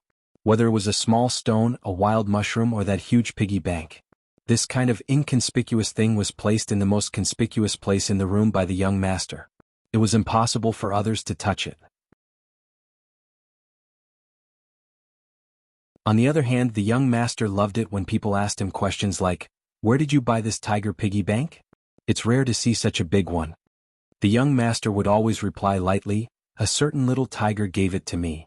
In fact, the corners of his mouth were curling up slightly. At that time, the young butler inexplicably understood why the young master would place these things in the most conspicuous place. He was clearly showing off. Now, it seemed that the young master had one more thing to show off. The two little people hugged each other on the ground for a long time. Little Tiger Bo was still instructing, "Momo, the amulet can't leave your body. If not, it won't work. Momo, you must listen to me." Listen to me." At the end of her sentence, little Tiger Bo stretched out her hand and touched Qin Mo's head. Grandfather Butler wasn't around. Besides the driver and the bodyguard, there was another person in the car. It was little William. He always felt that Jiao had a special characteristic. It was that after seeing that little demon from the east, she would automatically block everyone around her. Little William followed them and called Bo Jiao. Then he said, "Jiao, let's meet at another place tomorrow. If Uncle Bo doesn't come back today, come to my house and sleep." Grandfather Butler said not to stay at home alone. Little Tiger Bo didn't feel anything when she heard this. This was the sentence that little William said the most these 2 days. When had little Tiger Bo ever listened to him? But the moment Qin Imo saw little William, the color of his eyes darkened. A certain little tiger alighted from William's family car. Also sleep, sleep? This was the first time Qin Mo felt a huge rock pressing on his chest. Angry? Disappointed? Angry? Probably all of them. That was why Qin Mo couldn't control himself. Before little William could say anything, he pulled little Tiger Bo up from his body. He ignored everyone and pulled her wrist directly into the An's house. He couldn't control his strength. But Qin Mo didn't understand. She was the one who was pulled up by brute force. Why was he the one who felt his fingers hurting? The place where he got scratched when he climbed over the wall just now seemed to be on fire. It was burning. It seemed as though something was burning in his chest. He thought that she would listen to him and not go out with anyone else. He admitted that his possessiveness wasn't normal. As an ordinary child, how could she not play with others? But Qin Mo couldn't control his thoughts. For example, he kept thinking that this was the little tiger he was raising. The little tiger should only look at him and play with him. She shouldn't be close to others. He only raised this little tiger. He wasn't interested in other people at all. Since he could do it, a certain little tiger should be able to do it too. But not only did she not listen to him, she even became so intimate with little William. When Qin Mo lowered his gaze, he tried to calm his emotions but he couldn't. Little Bojio, how many times have I told you? You're a girl. Can't a girl be reserved? Little Tiger Bo's small face was serious. I'm very reserved. You pounce on people whenever you see them. Is that considered being reserved? Qin Mo knew that he was venting his anger but he couldn't control it. Little Tiger Bo's round eyes were a little gray. Momo, if you don't like me like this, I won't pounce on you in the future. This isn't the first time you said this. You even said that you would listen to me obediently. Forget it, why am I telling you this? Little Bojio, I've said it before, if you want to play with others, don't play with me. Bojio's eyes were cold as she looked at Bojio. After he finished speaking, Qin Mo turned and walked towards the stairs. Little Tiger Bo instinctively wanted to hug him. Don't always use this method. Qin Mo tilted his head. His small side profile was handsome and cold. If you want to play with others, then play with them. I don't want to control you anymore. Little Tiger Bo was a little hurt when she heard this. I didn't ask you to control me. You are too strict. I'm just mischievous. I didn't do anything bad. When Qin Mo heard this, he didn't say anything else. He went upstairs directly. The young golden-haired butler was a little dumbfounded when he saw this. After all, he had never seen these two little people quarrel. Miss Gio and his young master were so close that people would think that they were biological siblings. After all, when his young master treated Miss Gio, he always spoiled her. Hence, no matter what Miss Gio did, he never got angry. At most, he would frown and lower his gaze to clean up Miss Gio. Miss Gio, on the other hand, liked to give gifts to his young master. She always acted like she wanted to take care of him. In this house, Miss Gio was the one who poured water and brought fruits. This was the first time the two of them quarreled. The young golden-haired butler wanted to say something. Little Tiger Bo couldn't take it anymore. She stood there not being stubborn anymore. Her little head was lowered. No one knew what she was thinking about. Then she lifted the little keyboard and walked out of the door. She was listless the entire time. She also wondered if she was being too passionate at times. But she thought that Momo liked it. If not, Momo wouldn't allow her to fool around. She knew that she was mischievous. But she had been controlled for so long. How could he just ignore her when he said so? Couldn't he be more trustworthy? Little Tiger Bo was so angry that she threw the little keyboard in her hands. She didn't want it anymore. But the moment she threw it, she remembered the scene of that person dismantling the little keyboard and reassembling it. She ran back and picked up the little keyboard on the ground. When Mr. Bo saw this scene, he pushed his motorcycle up and lifted his helmet. He whistled in a very cool manner and said lazily, "Who made my Lord Joe angry? I don't want to play with little princess anymore. He doesn't like me at all." Little Tiger Bo hugged the little keyboard. Her lips were pressed into a line. Before Mr. Bo could say anything, Little Tiger Bo opened her mouth again. Little Tiger Bo opened her mouth again. "Dad, can I kidnap little Princess Qin? He won't like me anyway. After I kidnap him, he might fall in love with me after some time." Mr. Bo tilted his helmet and knocked Little Tiger Bo's head. "If you want your dad to be wanted by the entire world, kidnap your little princess. What should I do? Sigh, I'm so frustrated." Little Tiger Bo tilted her head and lowered her voice. "I haven't seen Momo for a long time. But Momo said that I shouldn't be reserved and that I shouldn't keep pouncing on people." Mr. Bo, who was used to being his daughter's relationship counselor, agreed with her. His voice was still casual. He wore a leather jacket and jeans, looking very cool. You really shouldn't be so proactive. You should keep that little ice block from the Qin family hanging. Don't say bad things about Momo. Little Tiger Bo was still very protective of her child. I should be the one saying it. Mr. Bo. Was this daughter his biological daughter? All right, Lord Jiao, let's talk tomorrow. Mr. Bo reached out and picked up the little tiger. He placed her on his neck. Let's go home and sleep. Amich, little Tiger Bo replied. Then she seemed to have thought of something. She grabbed her father's hair with one hand and took out another amulet from the pocket of her jacket with the other hand. That. Mr. Bo, I refuse to listen to you praising your little princess anymore.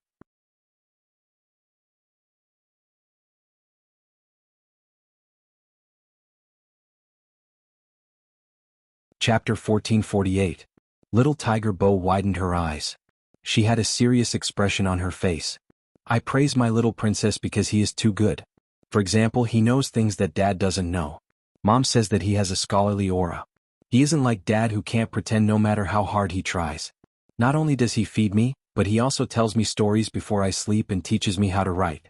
Dad, you don't know how to write. In the yard surrounded by white fences, Mr. Bo threw his motorcycle into the yard casually. He didn't seem like an adult at all. Lord Jiao is too much. What do you mean by pretending? I'm a PhD student, understand? I bought it. Little Tiger Bo sat on his neck and grabbed his hair. She glanced down. Dad, don't talk about this anymore. I want my face too. After all, Mom always says that I'm like you. Mr. Bo yawned and smiled devilishly. Isn't it good to be like me? That little ice block from the Qin family probably doesn't even know how to climb over a wall. How boring. Little Tiger Bo blinked. Momo wouldn't do something like climbing over a wall. Is that so? Mr. Bo tapped the black cutter on his wrist. It projected a scene of a little ice block climbing over a wall. There was a surveillance camera in front of the Bo family's house. This was why Mr. Bo could go out and do some things without worry even if there was no one at home. It was because it could be monitored 24 hours a day. After little Tiger Bo saw the scene, she made a decision in her heart. She definitely wouldn't let her little princess climb over a wall in the future. It was too dangerous. After being interrupted by Mr. Bo, little Tiger Bo almost forgot to give him her amulet.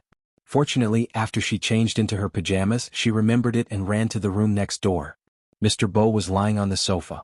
Little Tiger Bo knew that this was her dad's habit. When her mom wasn't around, he liked to sleep like this. He was like a cheetah that was ready to wake up anytime. Dad, this is for you and Mom. Little Tiger Bo placed the amulet in Mr. Bo's palm.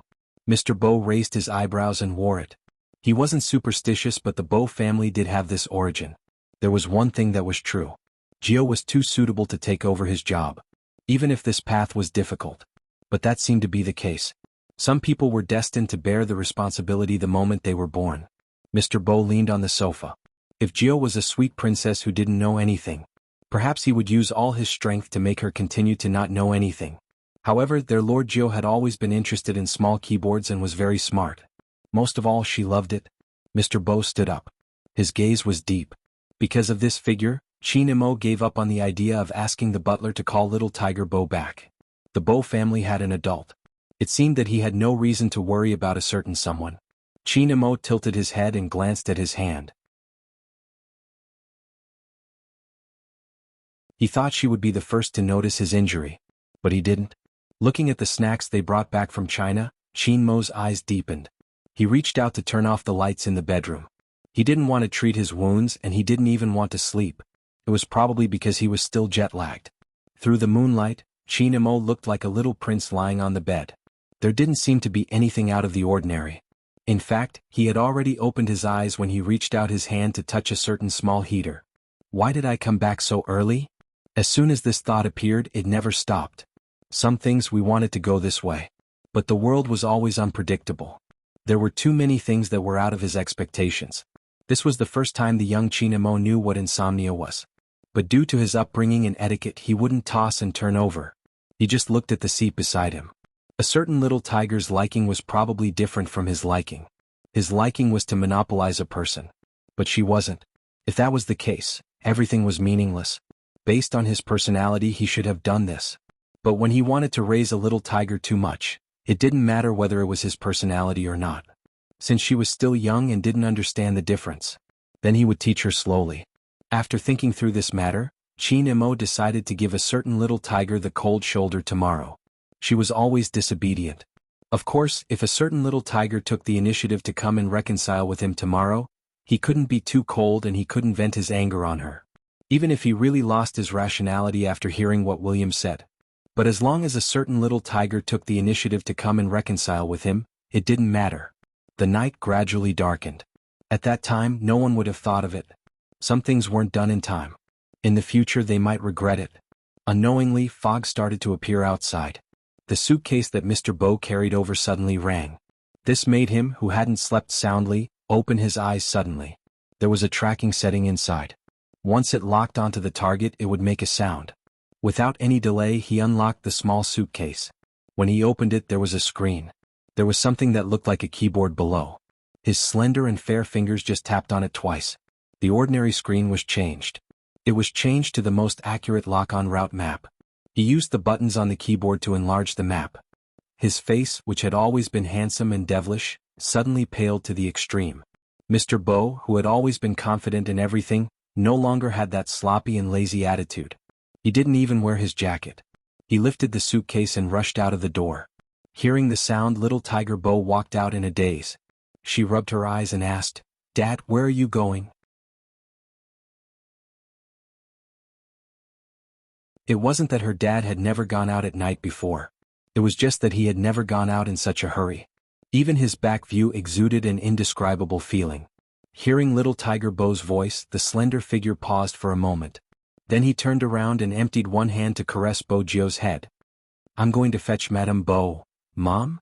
Little Tiger Bo knew that her mom was on a business trip. Didn't she say that she would come back in a few days? But it was good that she could come back early. This way, after her dad had her mom, he would be more restrained. With her mom by her dad's side, he wouldn't do anything too dangerous. Little Bo Jio would always remember that day. Because on that day, the Bo family had undergone an earth-shattering change. The weather outside was very cold. But Mr. Bo didn't seem to feel it at all. Even though he was riding a motorcycle and didn't wear any protective gear, his side profile didn't reveal any expression. That pair of eyes seemed to be dyed with endless darkness. He had never expected that group of people to appear at that place. The city where Madame Bo was on a business trip. This couldn't be a coincidence. There couldn't be such a coincidence. When the old butler received his master's call, it was in the wee hours of the next day. He had never heard his master's voice like that before. It was cold and emotionless. "Brings you back to the castle. Then, madam?" The old butler knew that Madame was on a business trip. His master had once said that he wanted to trick Madame back to the castle. He had even thought of a scene where he would suddenly inherit his grandfather's inheritance and asked him to disguise himself as a lawyer. Why did he change his mind now? Mr. Bo stood on the street. There were cars everywhere. The sky wasn't completely bright yet. Sporadic lights filled the entire city. It was also in the wee hours of the morning that a mysterious Asian man carrying a suitcase walked into the most famous gray area in the area. The black trench coat made him look like an Avenger who had climbed out of hell. He was cold and handsome. "I will bring her back." The old butler realized that something was wrong. But now, the most important thing was to carry out the mission his master had given him. The fog was still there. It was a vast expanse. Ever since Mr. Bo left, little Tiger Bo had been sleeping on the sofa. When she heard the noise downstairs, little Tiger Bo's ears perked up. Then she picked up the small keyboard at the side. She thought that a thief had barged in. Little Tiger Bo wanted to activate some of the traps she had made herself. After all, the sky wasn't bright yet. She didn't expect to see Grandfather Butler when she went downstairs. Her tail wagged twice. Her little face was still a little puzzled. "Grandfather Butler, why are you here?" "Young lord." The old butler took a step forward. Like an English gentleman, he said, "Time is tight. I have to bring you away immediately." Little Tiger Bo instantly sobered up. Now. The old butler scanned the surroundings. "Young lord, go and bring 1 or 2 sets of your clothes. I don't need too many. The castle has everything. I need to go underground to clean up some things." Little Tiger Bo saw that Grandfather Butler had gone downstairs. The other things in the room hadn't changed. The clothes on the ground had been burned by Grandfather Butler using a special method. Little Tiger Bo didn't take many things. She had to carry the small keyboard in her arms. The other thing was the set that had been placed in the bedroom. That was taken by Grandfather and for her and Momo. Momo's face hadn't entered the picture. Only a pair of hands could be seen. But little Tiger Bo still treated it as a treasure. She carried it in her arms and glanced towards the Yin family's house. She wanted to wait until daybreak before leaving. That way she would be able to tell Momo where she had gone. The old butler saw through his young lord's thoughts. He softened his voice. "Young lord, it isn't suitable for anyone to know where we are going this time.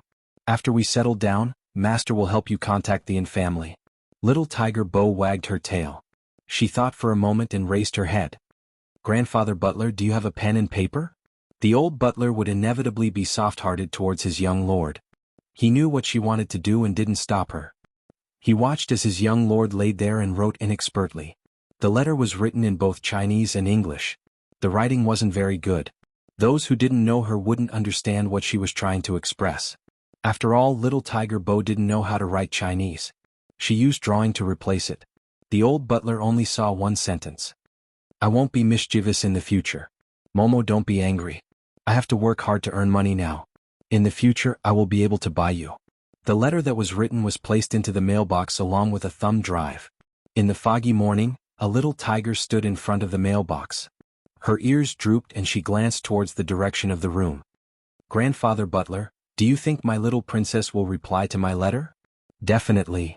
Their young lord was so cute. Who could bear not to reply to her letter? Little Tiger Bo was still a little reluctant. After she got into the car, she leaned her head against the window and kept looking back. She had thought about it countless times. If only she hadn't quarreled with her little princess that time. After the quarrel, she didn't see him again the next day. She didn't even have a chance to apologize. That was probably the most regretful thing. She wanted to hug that person again. Even after they reached the ancient castle, she had dreamed of him carrying her on a chair and brushing her teeth for her.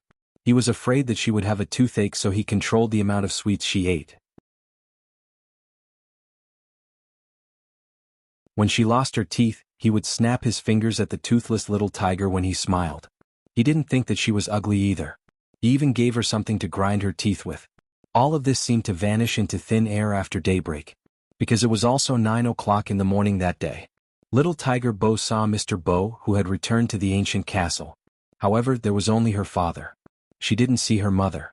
Her father, who said that he wanted to bring her mother back, was alone. At that time little Tiger Bo was still in a daze. She thought that her mother was busy as usual and didn't come back with her father. Mr. Bo's hands were dripping with blood. His long legs were supporting the motorcycle. His black trench coat was fluttering in the wind. When he took off his helmet, he gave off an indescribable feeling of darkness and fatigue. The old butler's worry was obvious. When he looked at Mr. Bo again, the light in his eyes was different from usual. Little Tiger Bo hugged her little keyboard and called out, "Dad." Mr. Bo seemed to have regained a trace of rationality. His face was stained with blood. His slender figure knelt on one knee and placed his head on little Tiger Bo's shoulder. His voice was a little hoarse. "Lord Jiao, I'm sorry. This time, I'm afraid I have to go against my words." What did he mean by going against his words? Little Tiger Bo didn't understand why she was crying. It was probably because she felt her father trembling slightly. It was so unfamiliar. Little Tiger Bo didn't ask where her mother went. She didn't dare to ask. She was a little afraid. No, it wasn't a little. She was too afraid. She hugged the little keyboard in her arms and allowed her father to lead her to a place. She saw many people. She also saw her father's cold smile. Send them to where they should go. It was a kind of hatred. A hatred that couldn't be erased. It was also at that time that little Tiger Bo understood a principle. At the same time, she hated this kind of person the most. Don't always stand on the moral high ground and ask people to forgive you. If you weren't the person in question and didn't understand what the person in question had gone through, then shut up. When did the person who broke a bad person's family and stole other people's things become reasonable?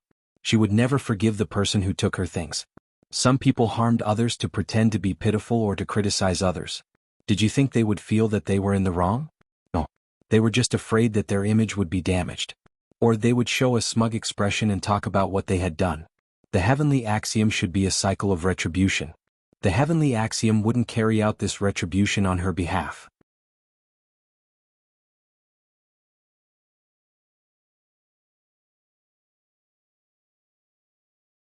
Chapter 1449. At that time, Qin Mo, who was sitting at the dining table, didn't know what his little tiger was going through. But when he looked up at the clock on the wall for the third time, he didn't touch the pork and century egg porridge in front of him. The young golden-haired butler was anxious. After all, Chairman An had asked him to take good care of his young master these 2 days. Besides the chef, he was the only one here. How could his young master not eat? The golden-haired butler probably knew why his young master didn't have a good appetite. He suggested in English, "Why don't we go to Miss Jo's house?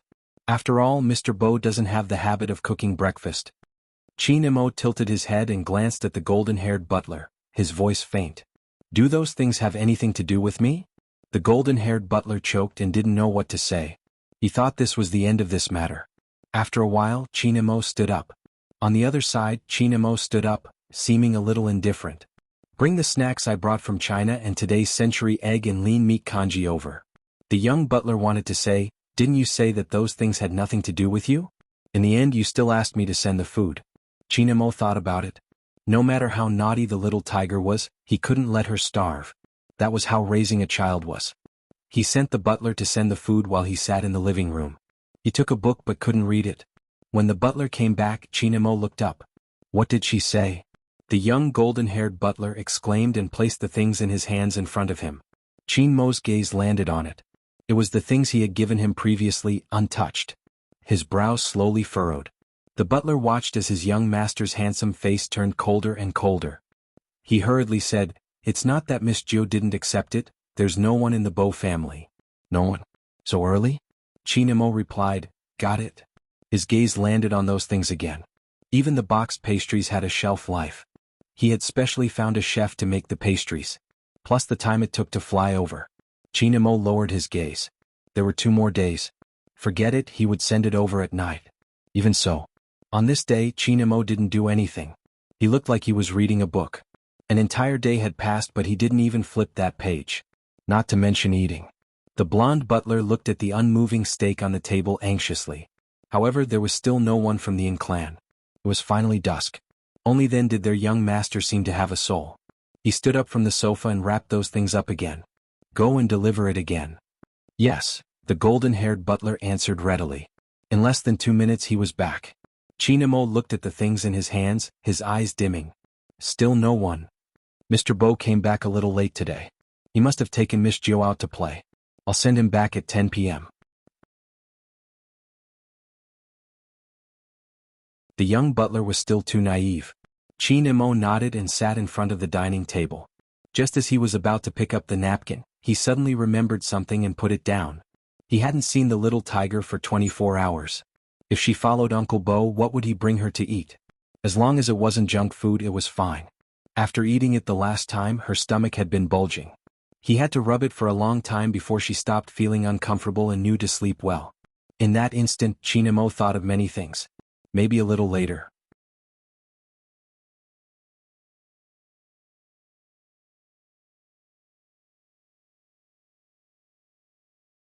Chapter 1450. The clock in the living room swung from 6 to 10. The fog outside was so thick that he couldn't see the figure walking towards him.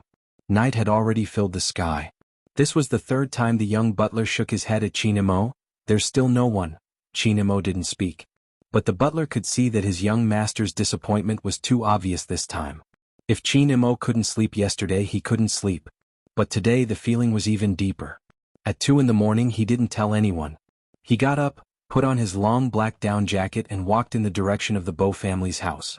His back was small but it was tall and straight. He pressed the doorbell but there was still no one. Did she not come back today? Chinemo thought. He reached out and started to climb the wall again. He had learned all her bad habits. Chinemo stood on the balcony and looked into the house through the floor-to-ceiling window. It didn't look like anyone was there. He reached out and pushed but it didn't open. There was one thing he couldn't compare to a certain little tiger. No matter what kind of lock it was, it could be opened with her hands. He didn't get anything. Chinemo could only go back the way he came. He hadn't seen that person for 32 hours. Even if he wasn't willing to admit it. He flew all the way from the country just so that he could see a certain little tiger earlier. Chinemo lowered his eyes, telling himself to wait a little longer. He was the one raising the child. She wasn't the one raising him. When she came back tomorrow, he would come to the Bo family's house to make up with her. After all, according to a certain person's level of stupidity, she might not understand why he was angry. This was Qin Mo's thought that night. The next day, early in the morning, he asked someone to make a basket of soup dumplings and prepared to bring the things over. Seeing his young master like this, the young butler couldn't bear to say that there was no one at the Bo family's house. He watched as the smile on that handsome little face gradually disappeared. His young master stood in front of the Bo family's house, carrying things in his hands. The way he pressed the corners of his mouth made people think of the word lonely. Fortunately, his young master didn't stand there for long. Instead, he turned around and walked in another direction. The young butler was shocked by this sudden change and hurriedly followed. "Young master, where are you going?" His young master's route was very clear every day. One was to her house and the other was to the Bo family. Usually he would take Miss Jiao for a walk after dinner. He had never been to any other place. What was going on this time? Qin Mo didn't speak. He was wearing a black coat, giving off the vibe of a little prince. The butler looked at the little, cold figure and did not dare to ask a second time. Wait a minute. Wasn't this young Master William's house? Just as this thought rose in the butler's mind, Qin Mo had already reached out to press the doorbell. This morning, the big William was still hugging the Spider-Man pillow and fantasizing that he was saving the world. In short, he slept like a log. After all, it was still early and the alarm clock had not yet rung. What he didn't expect was that he would be dragged out of bed. Who was it? Who was so uncultured as to disturb his dreams? After William opened his eyes, he wanted to express his dissatisfaction in an imposing manner. But when he saw a certain handsome and exquisite little face in front of him, he immediately withered.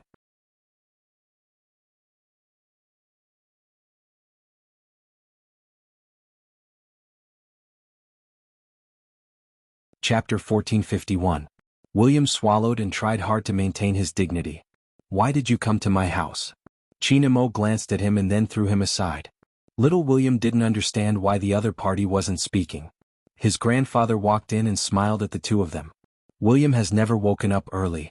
Qin, you are indeed amazing. Little William watched as the little vixen nodded politely. He was extremely humble. Where was the force he had used to drag him down by the collar just now? This little vixen from the east only knew how to act. Little William was so angry that he didn't know what to say. He could only grab his hair and stand up. Once his grandfather left, the little vixen revealed his true colors. Not only was his voice low, but his little face was also cold as though someone owed him money. Where is Jiao? Why are you asking me this question? Little William felt wronged. Ever since you came, Jiao stopped playing with me. Although she didn't play with me much in the past, don't you know the methods you used? Qin Mo looked at him and said faintly, stopping Jiao from playing with you is considered a method? Little William. Don't you find it shameless to say it so openly? I'll ask you again, where is Jiao? Qin Mo repeated. The murderous aura made the big William grab his red hair. Boss Qin, I really don't know. Qin Mo started to look at that face. You seem to have thought of something. Why did Uncle Bo let Jiao sleep at your house? There were many surveillance cameras outside the Bo family's house. There were also some devices that the little tiger had shown him previously. It was very safe. William grabbed his hair again. Boss Qin, can you let me wear a pair of pants first when you ask me questions? Qin Mo raised his eyebrows. William shrugged. His nose was still red. All right, I won't wear it. The question is more important. But why do you keep asking me things that even I don't know the reason for? Uncle Bo told my dad that he was busy recently and couldn't take care of Jiao. He asked my dad to take care of her. It would be best if he could bring Jiao to the filming set often and not always stay in the same place. But now that you mention it, I find it strange too. Uncle Bo has been busy in the past, but he has never done such things. When Qin Mo heard this, his hand suddenly slid down. He had a bad feeling about this. That kind of premonition was innate. It's a little strong. There was also an indescribable emptiness. He didn't stay at William's house any longer. He knew that he wouldn't be able to get anything out of them even if he kept asking. On the other hand, little William was confused. What's going on? Why does this little monster look so distracted? The young butler was downstairs and didn't know what was going on. However, as he watched his young master walk down, he felt as if his entire being had been sucked out, and even his little face was a little dazed. Blank.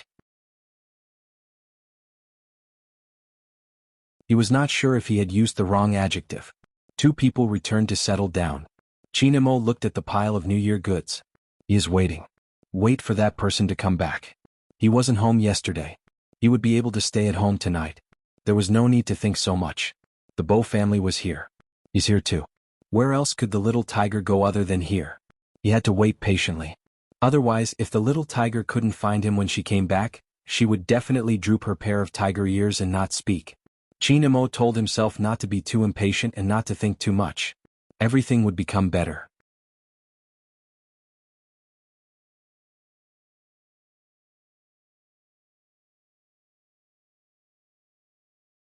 Chapter 1452.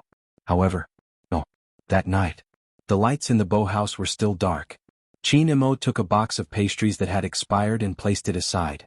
The young blonde butler stood beside him. He had been looking for someone, so he didn't even take the newspaper from the mailbox. The atmosphere in the in-house had never been so low. Their young master hadn't eaten for 2 days. The young blonde butler couldn't wait any longer. He called Chairman In. When Chairman In heard the news, he put down his work and planned to rush over. But there was a large meeting on hand that he couldn't push off. Hence, 5 days later, Chairman In flew over. During this period, he had a video call with his grandson. He also understood that if he didn't fly over, something might really happen. Chinamo was still the same. Nothing could be seen on the surface. Rather than saying that he couldn't see anything, it would be better to say that there was something he didn't want to admit. He had clearly sensed something, but he didn't want to admit it. Children were all like this. They hoped to grab onto a certain hope. In the past, old Master In thought that his grandson wouldn't be like this.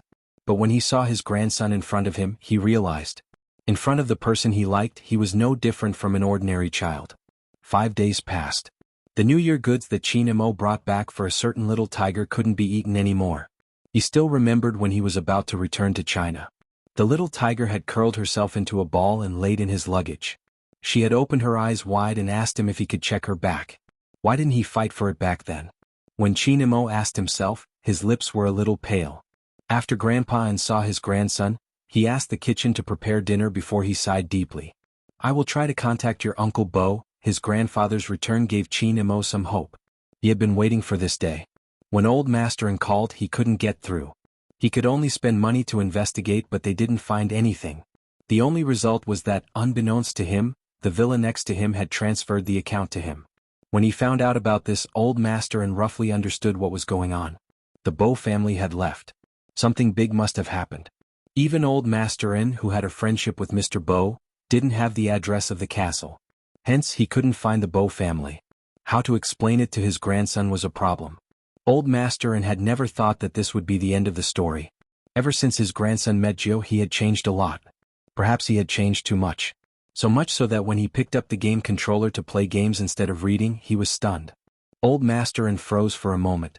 Because his grandson's back was facing him, the little figure sat on the ground and put down the game controller in his hand. His voice was still indifferent.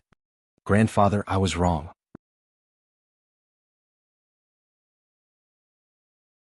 I shouldn't be so proud. I know that she only knows how to play with her little keyboard, play games and write programs. She doesn't know the ways of the world, but I'm still waiting for her to apologize to me. Grandpa, tell Uncle Bo that I know I was wrong. Ask him to return the little tiger. I will take good care of her this time. Even if she is naughty and wants to play with little William next door, I won't care about her. At most, I will break little William's legs. You're tuning in to the Han Lee's Wuxia Adventures YouTube channel. We're so grateful for your support, and don't forget to subscribe to join us on this incredible journey through captivating stories. Your generosity through donations truly makes a world of difference, as it's the primary source of revenue that allows me to expand and enhance this channel for you. Thank you from the bottom of my heart for being a part of this adventure.